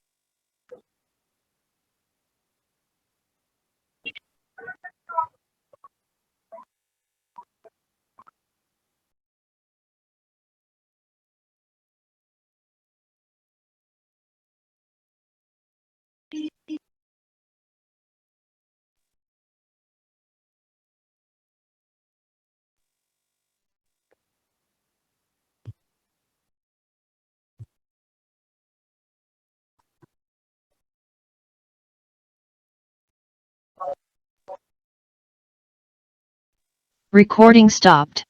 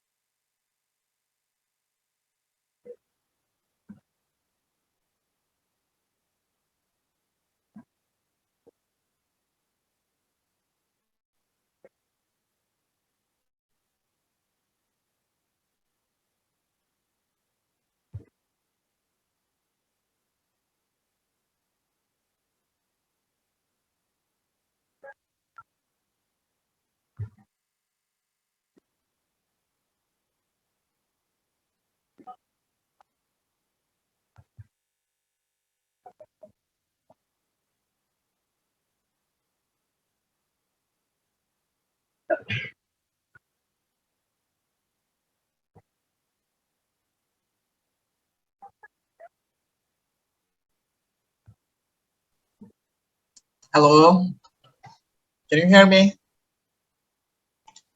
Yes, sir. Hello. Okay. So let's get started then. আমরা হচ্ছে by this time we got a bit understanding on the capital structure and how does it work in the practical context. এই জিনিসটা আমরা দেখলাম. Now we're going to go over the cost of capital, how to determine the cost of Recording in capital progress. in a capital structure. Recording stopped. That is the purpose of our next session, right? So let's talk about cost of capital. আমরা কিভাবে calculate করব এই cost of Recording in capital? progress. Cost of capital is the combination of both cost of debt and cost of equity. Recording stopped. আচ্ছা, recording stop and start এরকম sound হচ্ছে, I don't know why. So anyway, so আমাদেরকে let's start with the easy bit. Easy bit হচ্ছে আপনার debt এর কস্টটা calculate করা, তারপরে we shall move on to the equity part. So debt এর ক্ষেত্রে প্রথমে কি রয়েছে? irredeemable debt capital. একটু খেয়াল করেন, প্রথমে রয়েছে irredeemable debt. irredeemable debt বলতে যেটা মিন করে সেটা হলো যে আপনার এই লেভেলের ডেট কোম্পানিতে সব সময় থাকবে, that is called irredeemable debt. So irredeemable debt এর ক্ষেত্রে how do we calculate the cost of capital? So আপনার সেম লেভেল অফ ডেট কোম্পানিতে সব সময় থাকবে। এইটার মানে এরকম না যে এই ডেটের মেয়াদ হবে 50 বছর বা এই ডেটের মেয়াদ হবে 100 বছর, এরকম না। এটার অর্থ হলো যে আপনি একটা ডেট দিবেন, লেটস সে 9% ডেট, এটা মনে করেন 10 ইয়ার্স মেয়াদে। 10 ইয়ার্স পরে it will get renewed again and again Recording in until the progress. company get dissolved. বোঝা যাচ্ছে নাকি বোঝা যাচ্ছে না? তাইলে আমাদের এই ডেটটা কি হবে? রিনিউড হবে এবং সিমিলার লেভেল অফ ইন্টারেস্ট আপনার থাকবে, সিমিলার লেভেল অফ ট্যাক্সও থাকবে, that is the assumptions here. তাইলে how do we calculate the cost of debt, মানে কস্ট অফ ইরিডেমেবল ডেট? তাহলে ইরিডেমেবল ডেট বলতে কি মিন করতেছে এটা কি বুঝছেন? ফার্স্টে you got to understand what does irredeemable debt means. Irredeemable debt means যে আপনার এই লেভেল অফ ডেট সবসময় কোম্পানিতে থাকবে, যদিও এটা রিডিম হবে 10 বছর পরে বা 15 বছর পরে, আবার এটা রিনিউয়াল হবে, সেটাকেই বলা হয় হচ্ছে ইরিডেমেবল ডেট। তো এই ক্ষেত্রে আমাদের কস্ট অফ ডেট কেডি, কেডির ইয়াটা হলো, স্যার একটু এক্সাম্পল দিয়ে বলবেন? কি এক্সাম্পল? এই যে ইরিডেবল ডেটের কথা যে বলতেছিলেন যে এটা কোম্পানি সবসময় থাকবে, সো একটা আমি বললাম এক্সাম্পলটা হলো, ধরেন আপনি একটা লোন নিলেন, লোনের মেয়াদ হতে পারে 10 বছর 15 বছর, 15 বছর পরে কি এটা রিডিম করতে হবে না? রিডিম করতে হবে। রিডিম করতে গেলে আপনি তো ভাবলেন তাহলে তো এটা রিডিমেবল মানে কি, এটা তো আমার ইয়া হয়ে গেল। Basically Recording stop. Hello? Recording stopped. Recording in progress. Hello Recording stopped. Hello, G G Recording in progress. আপনারা এই রেকর্ডিং স্টপ করে দেন, তো শোনা যায় না, কিছু করা যায় না। এটা তো আমাদের পার্টে না, স্টুডেন্ট পার্টে না স্যার, এটা আইসিবি থেকে রেকর্ড করছে, আমাদের থেকে কেউ রেকর্ড করার কথা না।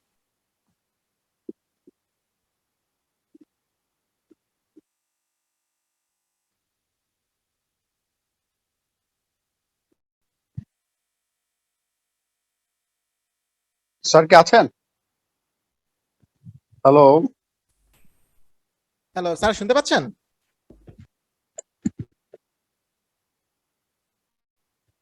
ওহ আল্লাহ,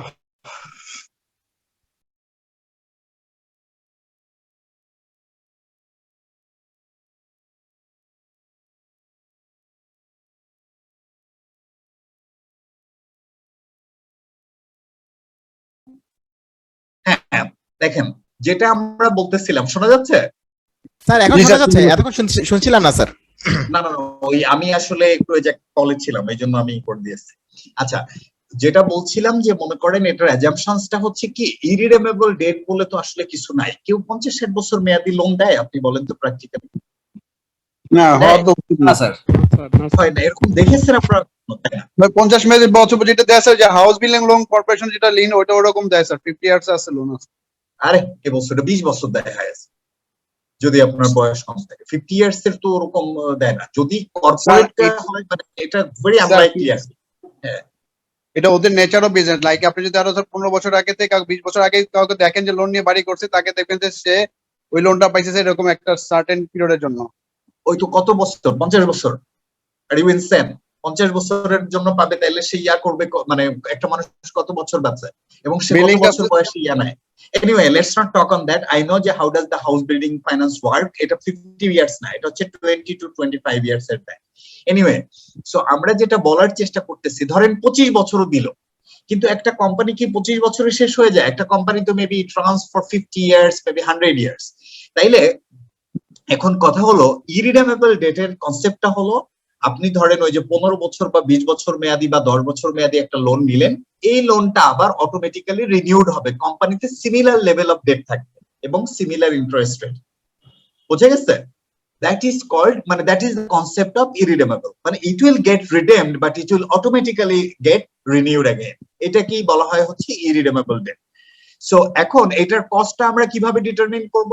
এটার কস্টটা ডিটারমিন হবে হচ্ছে K D, K D equals to I মানে হচ্ছে আমার interest into is irredeemable loan is revolving loan, yes it's something like revolving, মানে রিভলভ হতে থাকবে। আচ্ছা, তারপরে হচ্ছে বলছে আই মানে হচ্ছে interest into on minus T, 1 minus 1 হচ্ছে ফর্মুলার 1, টি মানে হচ্ছে ট্যাক্স, বুঝতে পেরেছেন? টি মানে কি, ট্যাক্সের রেট কত আছে, ডিভাইডেড বাই পি0, পি0 মানে হচ্ছে আপনার ওই ডেটের মার্কেট প্রাইস। সো অলওয়েজ যদি মার্কেট প্রাইস থাকে এটাকে আপনার ডেটের ওই প্রাইসটা নিতে হবে, দিয়ে দেন হচ্ছে you can calculate the cost of irredeemable debt. So let's turn to page 207, 207 এ আসেন, তাইলে হচ্ছে আমরা এটা করতে পারবো। 207 আর ডেটের মার্কেট প্রাইস বলতে এখানে কি বোঝানো হচ্ছে স্যার? ডেটের মার্কেট প্রাইস মানে হচ্ছে ডেটটা মার্কেটে ট্রেডেড হয়, লেটস সে সুকুক বন্ড, সুকুক বন্ডের দাম কত, এটা আপনি আজকে যদি মার্কেটে যান সুকুক বন্ডের দাম দেখতে পারবেন। সুকুক বন্ডের ইন্টারেস্ট রেট কত, let's say 9% is the profit rate, তাহলে সুকুক বন্ডের এফেক্টিভলি ইন্টারেস্ট রেট কত সেটা আপনি বের করতে পারবেন ওখান থেকে। বুঝতে পেরেছেন? ওকে, তাহলে স্যার এটা এমনি জেনারেল লোনের ক্ষেত্রে মানে বা ডেটের ক্ষেত্রে এটা কিভাবে কার্যকর হয়? জেনারেল লোনের তো মার্কেট প্রাইস পাওয়া যায় না, জেনারেল লোনের ক্ষেত্রে হচ্ছে just straight way interest into 1 minus T, কারণ ওর তো মার্কেট প্রাইস নাই। Even if you apply the market price, মানে মার্কেট প্রাইস আর বুক ভ্যালু তো সেক্ষেত্রে সেম, সো সেক্ষেত্রে আপনার ওই 9% 9%ই থাকবে। জি স্যার, থ্যাংক ইউ। ঠিক আছে, সো 207 এ যান পেজ। ইয়েস স্যার,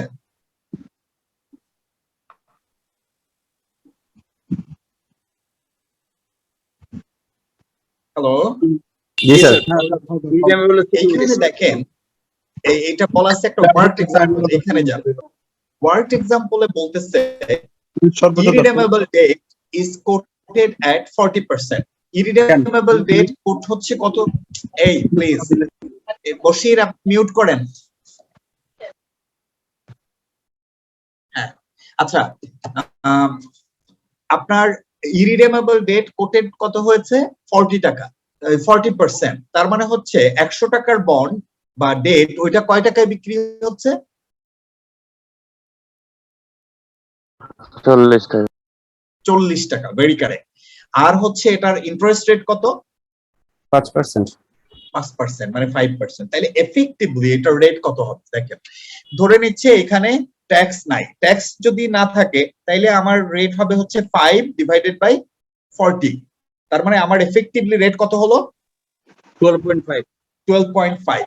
তার মানে আমার দেখেন যেটা আমি বলতেছি 5% হারে আমার ইন্টারেস্ট রেট, অ্যাকচুয়ালি আমার কিন্তু 5% না, আমার এফেক্টিভ ইন্টারেস্ট রেট কত, 12.5%, কারণ 100 টাকার বন্ড আপনি বিক্রি করতে গেলে কয় টাকা পাবেন, 40 টাকা। 40 টাকা।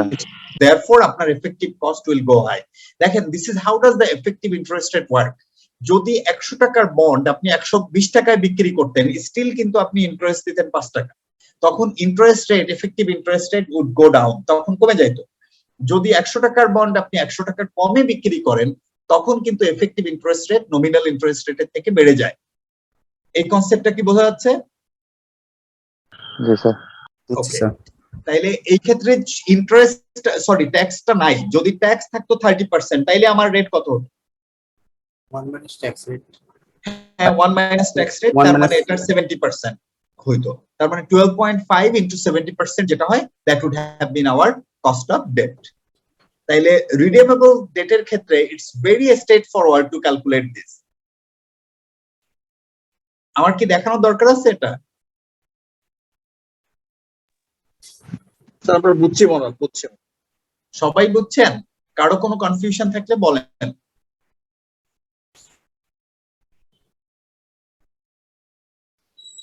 No confusion. ওকে, পরেরটা যাই, রিডেমেবল ডেট ক্যাপিটাল। দেখেন রিডেমেবল ডেট ক্যাপিটাল হচ্ছে ভেরি ইন্টারেস্টিং। যদি আপনার রিডেমেবল হয়, রিডেমেবল হলে তখন ঘটনাটা চেঞ্জ হয়ে যায়।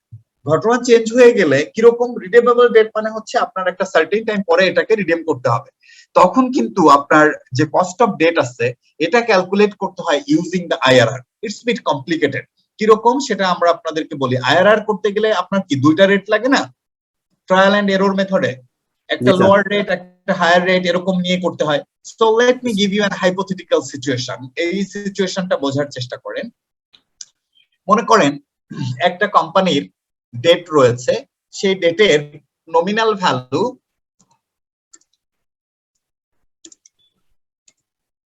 ভ্যালু ইজ লেটস সে 100। এই ডেটের আর এক্সেল শিটটা কি একটু বড় করা যায় লেখাগুলা? হ্যাঁ অফ কোর্স বড় করা যায়। দাঁড়ান একটু,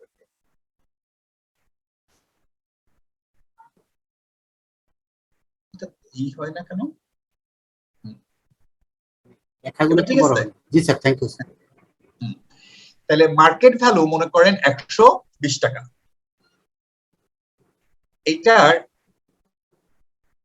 টাইম হলো 5 ইয়ার্স, 5 বছরে এটা রিডিম করতে হবে। আর রিপেমেন্ট হবে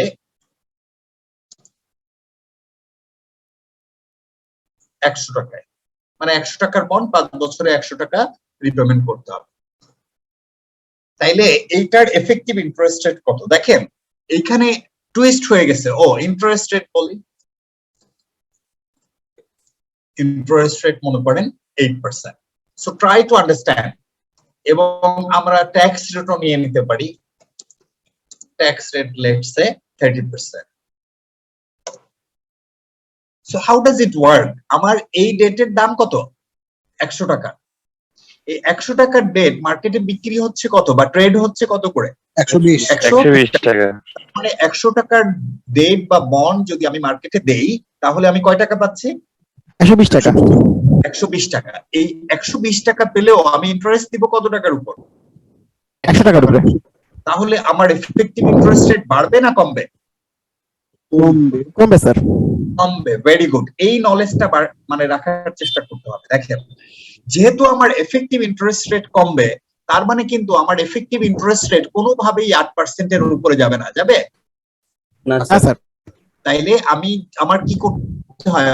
অলওয়েজ এই আইআরআর করতে গেলে ট্রায়াল এন্ড এররে একটা হায়ার রেট লাগে আর একটা লোয়ার রেট লাগে। সো আপনারা সবসময় দুইটা রেট নেবেন এবং দুইটা রেটের ডিফারেন্স পার্সেন্টের বেশি নেবেন না, তাইলে হচ্ছে রেজাল্টের অ্যাকুরেসি কমে যায়।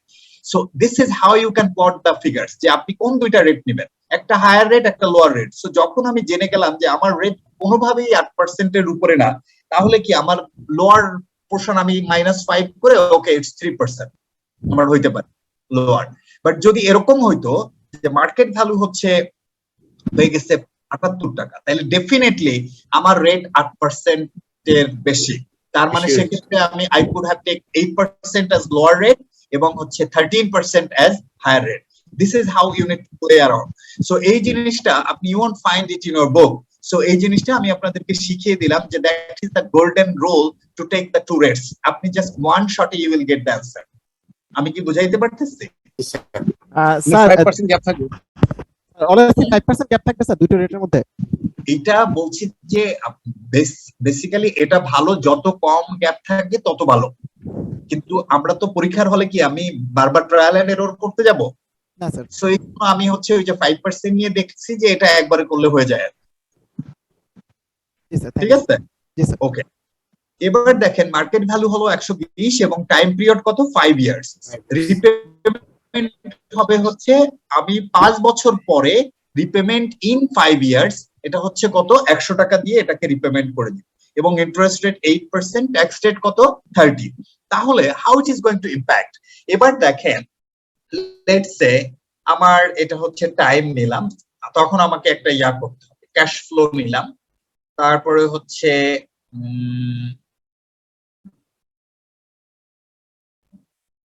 কত একটা হচ্ছে 3%, আমাদের পিভি কত, আর একটা হচ্ছে 8% ডিসকাউন্টিং ফ্যাক্টর, তার ক্ষেত্রে আমাদের পিভি কত, এরকম না?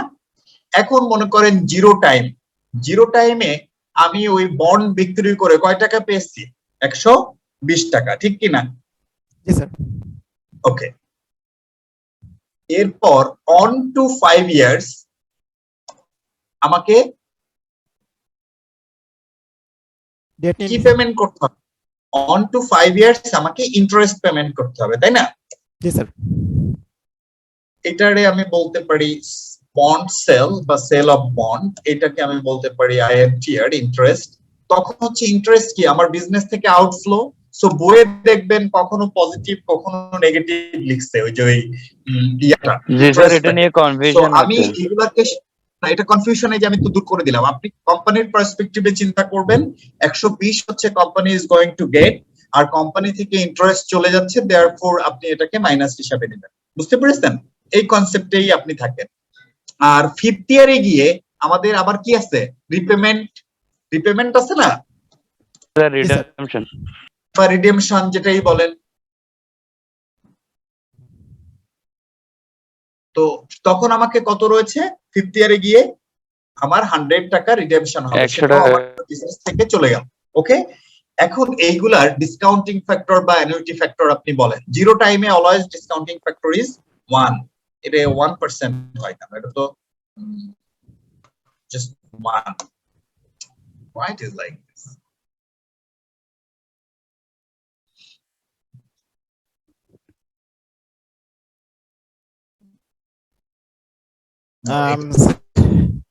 Wait, এটাকে স্যার নিচের সেলটাকে কপি করে উপরে নিয়ে পেস্ট করেন, তাহলে ঠিক হয়ে যাবে।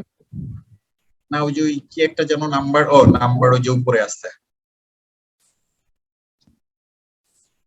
পার্সেন্টেজের পাশে কমার্স সিলেক্ট করলে হবে। হ্যাঁ, না ওই যে ওই নাম্বার দিলেই ঠিক হয়ে যাবে। পার্সেন্টেজের জায়গায় জেনারেল দিলে ওয়েট যে এইখানে দিয়ে দিচ্ছি যে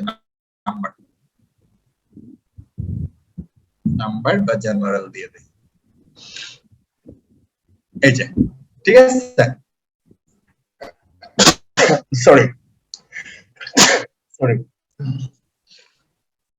তাহলে এটা হচ্ছে আমাদের 1 হলো। আর 1 থেকে 5 বছর এই 3% ওটার ইয়া কত, অ্যানুইটি ফ্যাক্টর কত বলেন?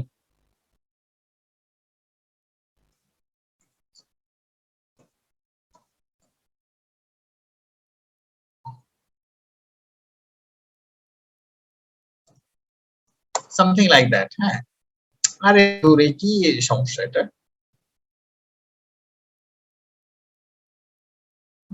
এটা এরকম। হ্যাঁ, আবার হচ্ছে এইখানে হবে হচ্ছে on over 1.03 to the power 5, এরকম না আমাদের ডিসকাউন্টিং ফ্যাক্টর গুলা? Do you understand this? জি স্যার। মানে এটা হচ্ছে আমি অ্যানুইটি ফ্যাক্টর নিলাম, তাই না? জি স্যার। ওই অ্যানুইটি ফ্যাক্টর আপনারা বই দেখেও বের করতে পারেন, আবার হচ্ছে ইসের থেকেও নিতে পারেন। এবার 8%-এ আমার ফ্যাক্টর কত সেটা দেখি। এখানে 8%-এ ফ্যাক্টরটা চেঞ্জ হবে, কারণ হচ্ছে এটা 1.03 বদলে 8 হবে, আর এটা হচ্ছে এরকম, আর এটা 1.03 টু দি পাওয়ার 8 হবে, আদার থিংস রিমেইন আনচেঞ্জড। তাহলে এই ক্ষেত্রে আমরা এগুলারে যোগ বিয়োগ করি।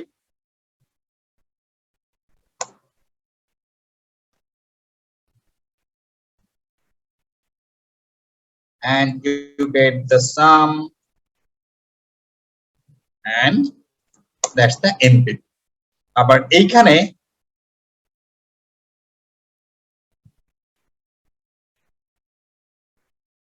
এরকম হবে,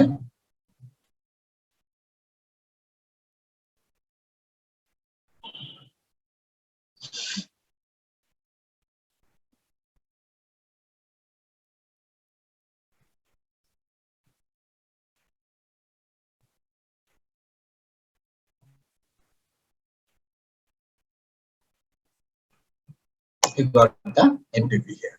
তাহলে কি একটা পজিটিভ একটা নেগেটিভ হয়েছে না? জি স্যার। এখন কি এটারে আপনারা ফর্মুলায় ফেলে আইআরআর দিয়ে বের করতে পারবেন না? ওই যে আইআরআর এর যে ফর্মুলা আছে, লোয়ার রেট প্লাস ওই যে, এগুলো তো আপনারা নলেজ লেভেলে করার কথা।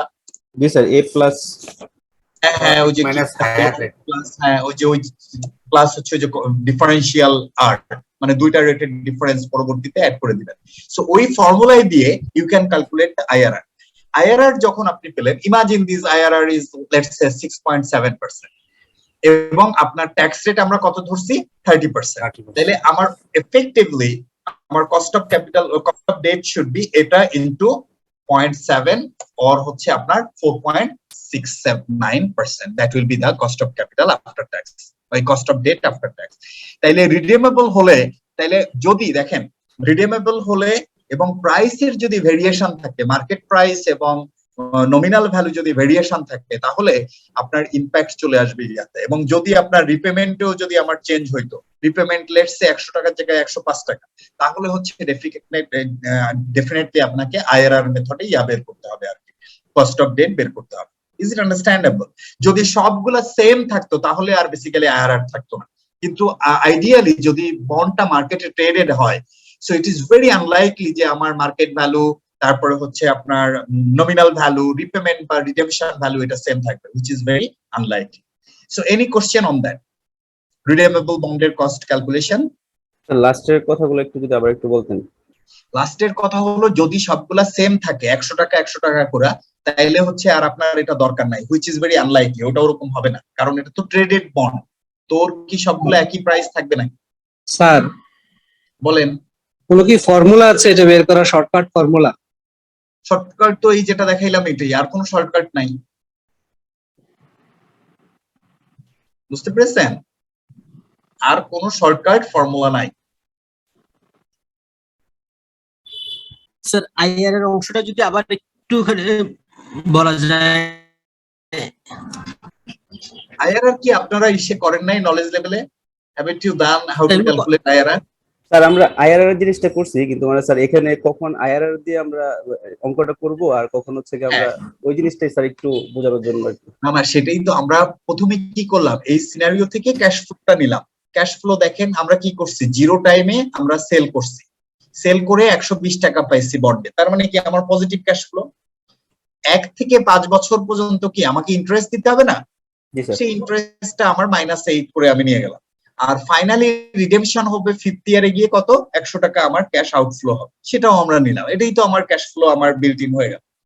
এবার 3% আমি ডিসকাউন্টিং ফ্যাক্টর বসালাম, প্রথমে 1, আর পরেরটা তো যেহেতু 1 থেকে 5 বছর, তার মানে কি এটা অ্যানুইটি হয়ে গেল না? জি স্যার। এই জন্য আমরা অ্যানুইটি ফ্যাক্টর নিলাম, আর 5th ইয়ারে গিয়ে হচ্ছে আমরা ডিসকাউন্টিং ফ্যাক্টর নিলাম। এটারে গুণ করে হচ্ছে আমরা ওই যে প্লাস মাইনাস করে এনপিভি বের করলাম। 8%ও সেম, আমরা ওই যে প্রথম বছর ডিসকাউন্টিং ফ্যাক্টর, পরবর্তীতে annuity factor and then discounting factor, তারপরে সবগুলোকে গুণ যোগ বিয়োগ করে আমরা বের করলাম হচ্ছে আমাদের এনপিভি কত 20 টাকা। সো এইবার একটা আছে পজিটিভ একটা নেগেটিভ। এখন আমার আইআরআর যে ফর্মুলা আপনারা শিখেছেন, সেই ফর্মুলা দিয়ে আপনারা বের করবেন আইআরআর কত। আইআরআর করে যেটা আপনার বের হয়ে গেল সেটা থেকে যদি আমরা ট্যাক্স বাদ দেই, সেটাই হচ্ছে আপনার আফটার ট্যাক্স আইআরআর। এই আফটার ট্যাক্সটাই হচ্ছে বেসিক্যালি এই রিডিমেবল বন্ডের কস্ট হবে। বুঝে গেছে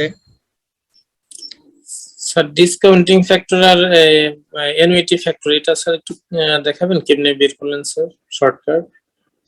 এইটা আমি দেখাতে পারবো না, এটা হচ্ছে আপনারা it's your job to find it out. এইটার ডিসকাউন্টিং ফ্যাক্টর এই এক্সেল এর ফর্মুলা আমি আপনারা এখন শিখাইতে যাব, এটা তো আপনারা জানার কথা। এটা আর আপনার কাছে ইয়া থাকবে, ওই যে শিডিউল দেওয়া থাকবে। আপনারা জানেন না how to calculate discounting factor? বলেন ফর্মুলা কি? Discounting 10% discounting factor first year, এটার ফর্মুলা? এর ফর্মুলা হচ্ছে 100 ডিভাইডেড বাই 110।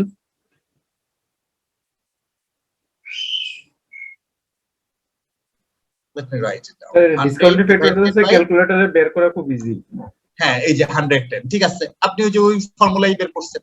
অথবা যেটা হতে পারে n divided by n plus n to the power 1, এই যে আপনার হয়ে গেল একই জিনিস। তো আপনি জানেনই এই ফর্মুলা অ্যাপ্লাই করে আমরা বের করেছি। ইটস নট শর্টকাট, আমি তো ওই ফর্মুলাটাকেই এক্সেল এ লিখছি। এখন আপনার যদি আমার এই এক্সেল এর ফর্মুলা শিখাতে হয় তাহলে তো মুশকিল, আর আপনার পরীক্ষা তো এক্সেলেও হবে না। আইডিয়ালি কিন্তু এগুলো এক্সেলে হয়, বুঝছেন? বিদেশে এইসব পরীক্ষা এক্সেল দিয়ে দেয়, এক্সেল শিট দিয়ে দেয় এবং একটা কম্পিউটার দিয়ে দেয়, যেটা হচ্ছে আপনার ফুল ইয়া থাকে, ওই যে ওদের কাছে হচ্ছে কন্ট্রোল থাকে, আপনি কোনো কিছু আর মডিফাই করতে পারবেন না, এটা পরীক্ষা সব এক্সেলেন্ট। এটা ভালো, আসলে এইগুলা এক্সেলেন্ট হলে অনেক ভালো হতো। এনিওয়ে এইগুলা আপনারা এই ক্যালকুলেটরে বের করে ফেলবেন, নো ইস্যু। তাইলে সোফার কি আপনারা বুঝতে পেরেছেন রিডেমেবল এর ইয়াটা কিভাবে ক্যালকুলেট করতে হয়? জি স্যার। ওকে, এইবার let's have a look on page 207। 207 এ দেখেন ওই যে রিডেমেবল এর একটা ওয়ার্ক এক্সাম্পল দেওয়া আছে। এবার এটা দেখেন তো, if the debt be redeemed at 40 in 3 years time, what would the investor's return be? সেক্ষেত্রে ইনভেস্টরের রিটার্ন কত হবে? Instead of enjoying a return of 5 from year 4 to infinity, they would receive 40 repayment at the year 3. The present value of 5 per year from year 4 to infinity is the year 3 terms is 5 over 0.125, that is 40. That is same as the redemption amount. Therefore, the rate of return is 12.5. আচ্ছা, এইটা না, আমি basically আপনাদেরকে এটা দেখাতে চাই, যেটা where we go 208 দেখেন। 208 এ বলতেছে work example, if a company's debenture stock is quoted at 65.75%, তার মানে কি 100 টাকার বন্ড কয় টাকায় কোট হচ্ছে? 65.75। কুপন রেট কত? 9%. 9%। তার মানে কি আমার effective interest rate will go up or go down? Sir, go up. Go up, okay. And the redemption in 10 years time at par, এবং 10 বছরে এটা at par এ রিডেমশন হবে। রিডেমশন হবে কয় টাকায়? 100 টাকায়। 100 টাকায়। তার মানে কি ডাবল ব্লো না? এটাকে বলে ডাবল ব্লো। ডাবল ব্লো মানে হচ্ছে 100 টাকার জিনিস আপনি বিক্রি করতেছেন কয় টাকায়? 65 টাকা 75%। 65.75। আবার এটারে যখন রিপেমেন্ট করবেন তখন আবার 100 টাকায় রিপেমেন্ট করতে হবে। ইমাজিন তাইলে এটার কোন লেভেলের আপনার ইন্টারেস্ট রেট হবে? তার মানে কি আপনার এফেক্টিভ রেট ইন্টারেস্ট রেট এটা অনেক বেশি হয়ে যাবে। আচ্ছা, তারপরে কি বলেছে? Then what is the cost of debt capital at an annual rate using trial and error and linear interpolation? আচ্ছা, এই ক্ষেত্রে একটা মজার ব্যাপার আছে। আপনারা একটা কাজ করেন তো, 9 ভাগ 65.75 কত হয়?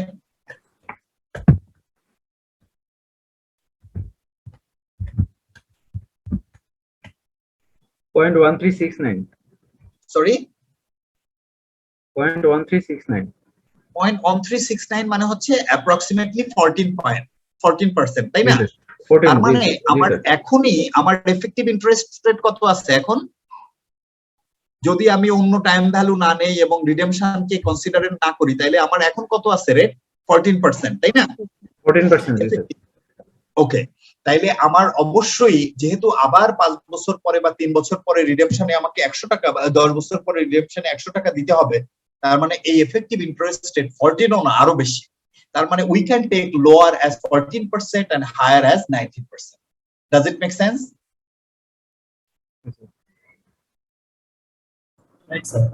বুঝিনি, আবার একটু বলবেন? লোয়ার 14% নাকি হায়ার 14%? হায়ার 14%। মানে আমাদের বন্ডের ভ্যালু কত? 65.75 আর রেট আছে কত? 9।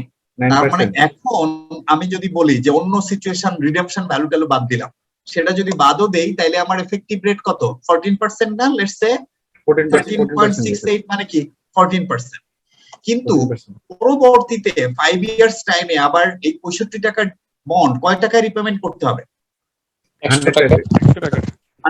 আবার আমার রেট বেড়ে যাবে না এফেক্টিভ রেট? জি স্যার। আমি তাহলে লোয়ার রেট হচ্ছে দ্যাট ইজ 14 এবং হায়ার রেট কত নিতে পারি? 19।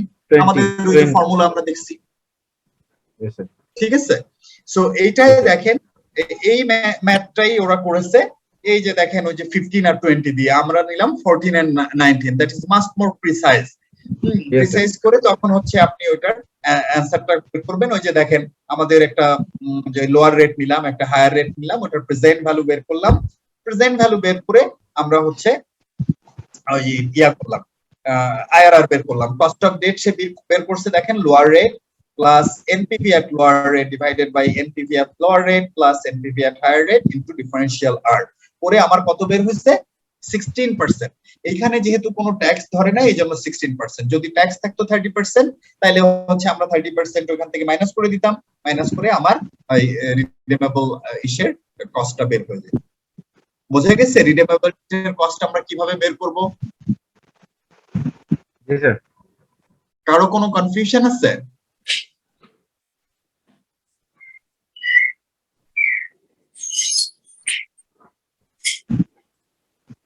No confusion? স্যার এই কস্ট অফ ডেটটাই তো আইআরআর ঠিক না স্যার? হ্যাঁ, ওইটাই আইআরআর। কস্ট অফ ডেটটা আইআরআর এর থ্রুতে বের করতে হয়। জি স্যার। ঠিক আছে, ঠিক আছে। ওইটা আপনি কস্ট অফ ডেট ব্র্যাকেটে লিখে দিবেন আইআরআর।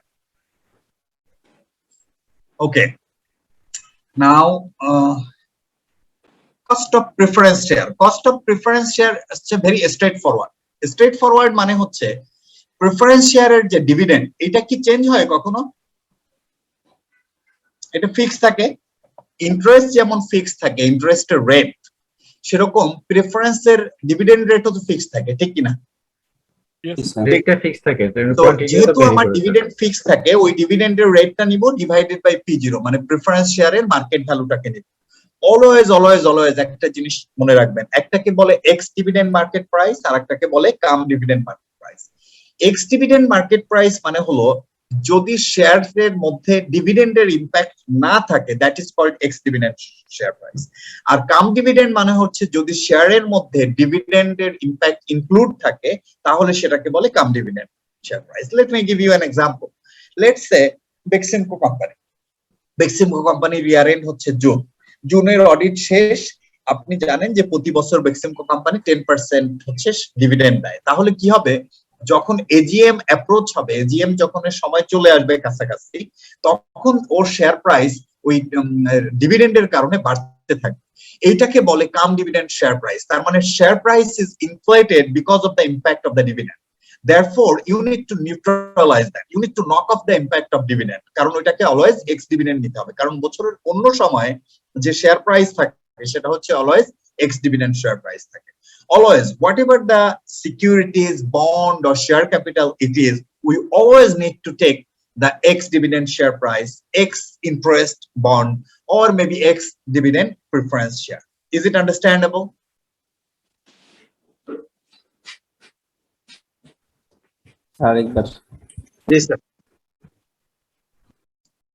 মনে করেন আমার বলা হলো যে 110 টাকা শেয়ারের প্রাইস।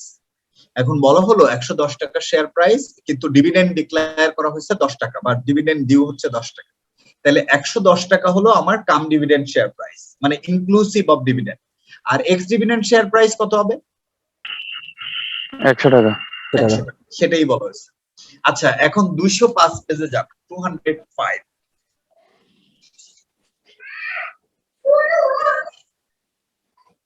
205 এ দেখেন কস্ট অফ প্রেফারেন্স শেয়ার দেওয়া আছে। ইন্টারেক্টিভ কোশ্চেন 6,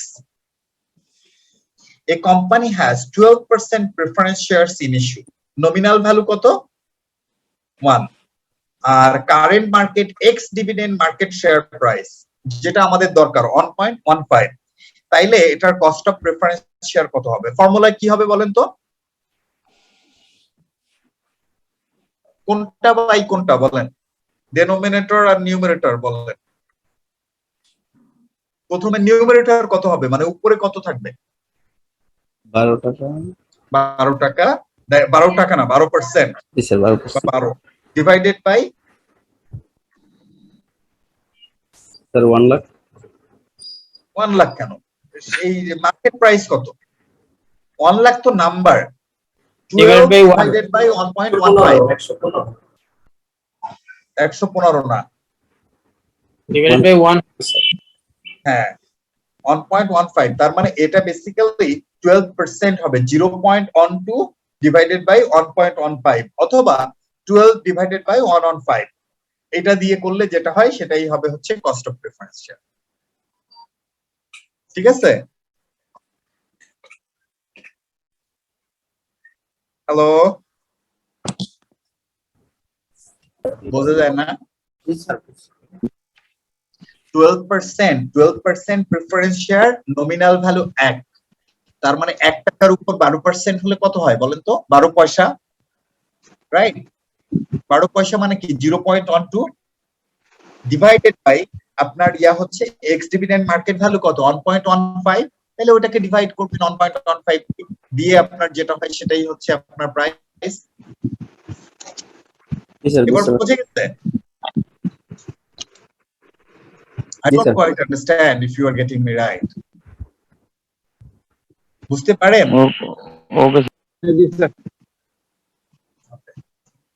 তাইলে এটা হচ্ছে আমাদের কস্ট অফ প্রিফারেন্স শেয়ার। এরপরে রয়েছে কস্ট অফ কনভার্টেবল ডেট। এটা আমরা এখন করব না, এটা করতে আমাদের আর সময় নাই, বুঝছেন? আমরা আপাতত এই পর্যন্ত রেখে আমরা হচ্ছে আজকে আমরা শেষ করি, দ্যাট ইজ মানে how to calculate the cost of capital.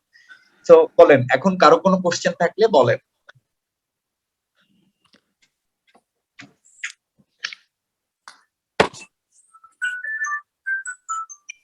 Any questions from anybody? Sir ex dividend আর কাম ডিভিডেন্ট আবার একটু বলবেন? এক্স ডিভিডেন্ডটা হচ্ছে ওই যেটা আমরা বললাম যে একটা মনে করেন বলেন শেয়ারের দাম বলা আছে যে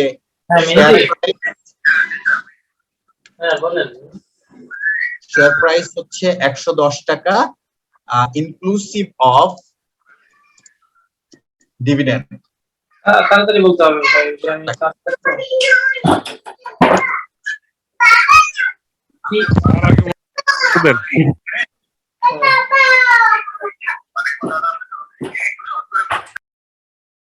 ঠিক আছে? তাহলে শেয়ার প্রাইস কত 110 টাকা ইনক্লুসিভ অফ ডিভিডেন্ড কত 10 টাকা। তাহলে এইটাকে বলে হচ্ছে কাম ডিভিডেন্ড। ওকে, কাম ডিভিডেন্ড শেয়ার প্রাইস। তাহলে কাম ডিভিডেন্ড শেয়ার প্রাইস কত 110 টাকা। ওকে, তার মানে কি এটার মধ্যে ডিভিডেন্ড ইনক্লুডেড রয়েছে। আর যদি এটাকে বলি আমি এক্স ডিভিডেন্ড শেয়ার প্রাইস, তাহলে এটা হবে হচ্ছে এক্সক্লুডিং অফ ডিভিডেন্ড। তাহলে কত হবে 100 টাকা। 100। এইটাই বলার চেষ্টা করছি আমি। জি স্যার। আপনারা ওই যে সবাই কি নলেজ লেভেল ফুল পাস করে গিয়েছেন?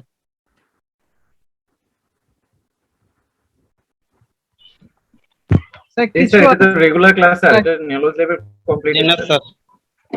আচ্ছা, নলেজ লেভেলের কোনটা কমপ্লিট হলে ফাইনান্সিয়াল ম্যানেজমেন্ট করতে দেয়? কোন সাবজেক্টটা complete? Business finance. Business finance. MI আর বিজনেস ফাইন্যান্স। এই যে মনে করেন এই যে কিভাবে আইআরআর করতে হয়, ডিসকাউন্ট করতে হয়, এমআই আর management information sir, management information আছে ওটা। ম্যানেজমেন্ট ইনফরমেশন আর বিজনেস ফাইন্যান্স এই দুইটা শেষ হলেই তাই। আচ্ছা, এই একটা সেকেন্ড। হ্যাঁ দাদা নমস্কার।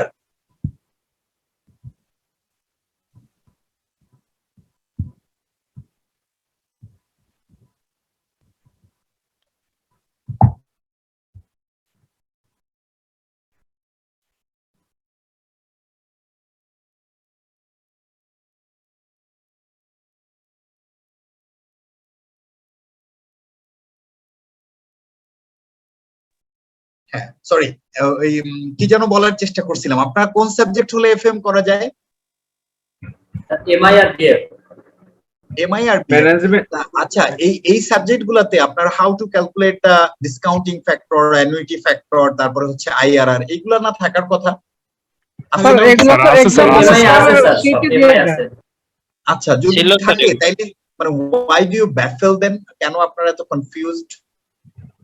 কারণ আমি তো এক্সপেক্ট করি কি এগুলা হচ্ছে দিস আর ভেরি বেসিক্স। হ্যাঁ, বেসিক্স মানে হচ্ছে ধরেন ডিসকাউন্টিং ফ্যাক্টর আমি কেমনে ক্যালকুলেট করব, এটা কি এখন আমার বলে দেওয়া লাগবে নাকি? কারণ ডিসকাউন্টিং ফ্যাক্টরটা স্যার ক্যালকুলেটরে ইজিলি করা যায়। ইজিলি করা যায়। তারপরে হচ্ছে আপনি আইআরআর কেমনে করতে হয়, আমি তো জাস্ট মডেল বলে দিব আর ওটা করে ফেলতে হবে। আমরা স্যার করছিলাম এটা স্যার সবার প্রবলেম না স্যার, কারো কারো সমস্যা আছে। হ্যাঁ, কারণ এটা কিন্তু মুশকিল হয়ে যায়। কারণ কি আমরা এক্সপেক্ট করি যে আপনার একটা লেভেলের আন্ডারস্ট্যান্ডিং থাকবে, এবং আপনারা যদি ওই যে বাইরে যান, এটা তো আমরা এটা অ্যানসার করি জানেন, বাইরে গেলে আপনাকে বলে দেয় যে অ্যাসিউম নলেজ, আপনার you should have knowledge on that. আপনার ওই বিষয়ে কথাই বলবে না যে I am not going to discuss, সে বলবে আমার টপিক এটা, আমি হচ্ছে এই টপিকের বাইরে যাব। কারণ ইট ইজ এক্সপেক্টেড যে ইউ উইল আন্ডারস্ট্যান্ড। বশির নাকি শুনতে পাচ্ছে না? আপনারা শুনতে পাচ্ছেন আমাকে? জি sir. Yes sir, clear sir, clear. এই ইন্টারনেটের সমস্যা। anyway, so what do you feel about this? Not necessarily 100% আপনি এখনই বুঝবেন, মেবি 70-80% পর্যন্ত যদি এটা বোঝেন, দ্যাটস ফাইন।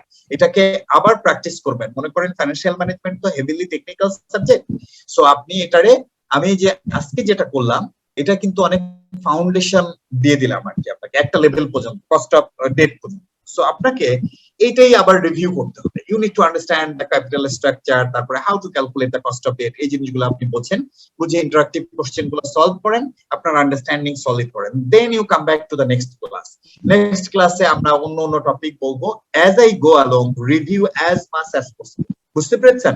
এই আমার ক্লাসটাকে বোঝার চেষ্টা করেন, কারণ আমি যে কথাগুলো বলতেছি, it's not some of the topics are not written in your book, because the way I try two present that is হচ্ছে আপনার রিয়েল লাইফ আপনি করতে পারেন, কোম্পানির সিনারিওতে রিলেট করতে পারেন, এবং আপনার আন্ডারস্ট্যান্ডিং দা বেটার হয়। এইভাবেই কিন্তু আমি পড়ানোর চেষ্টা করি।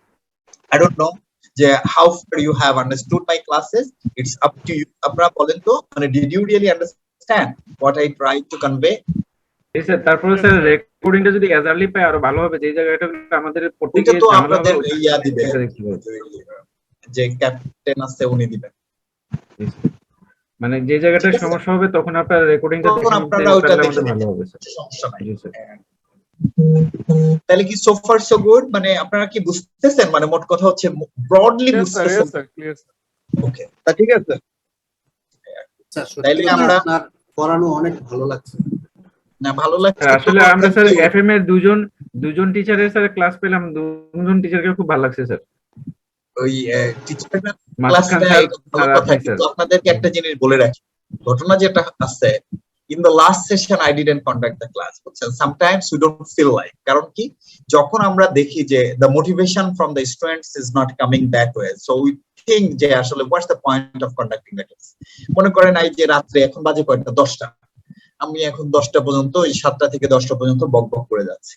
সো আমি এটার ইয়াটা কি, পারপাসটা কি? এই পারপাসটা হচ্ছে I am trying to contribute to my community. কারণ কি, আমার একটা ইয়া আছে, একটা রেসপন্সিবিলিটি আছে টুয়ার্ডস মাই কমিউনিটি। সো আমি সেটাই ডিসচার্জ করার চেষ্টা করছি। আপনাদের যেটা হয়, ইউ মাইট বি ওয়ান্ডারিং, ওকে আপনি তো এটার জন্য টাকা পান, কয় টাকা পাই আমরা এটার জন্য? It's not much. যদি আপনি আমার কথা চিন্তা করেন, মিস্টার মাসুদ খানের কথা, mister Masud Khan is a very big guy, definitely senior guy. যে amount ICAB page to this, মানে যে বড় টিচারদের, they don't really bother about that amount, বুঝতে পারছেন? তো এইখানে when we see যে students are not motivated, they are not determined, they do not have the perseverance to get through and understand the topic, it really sucks.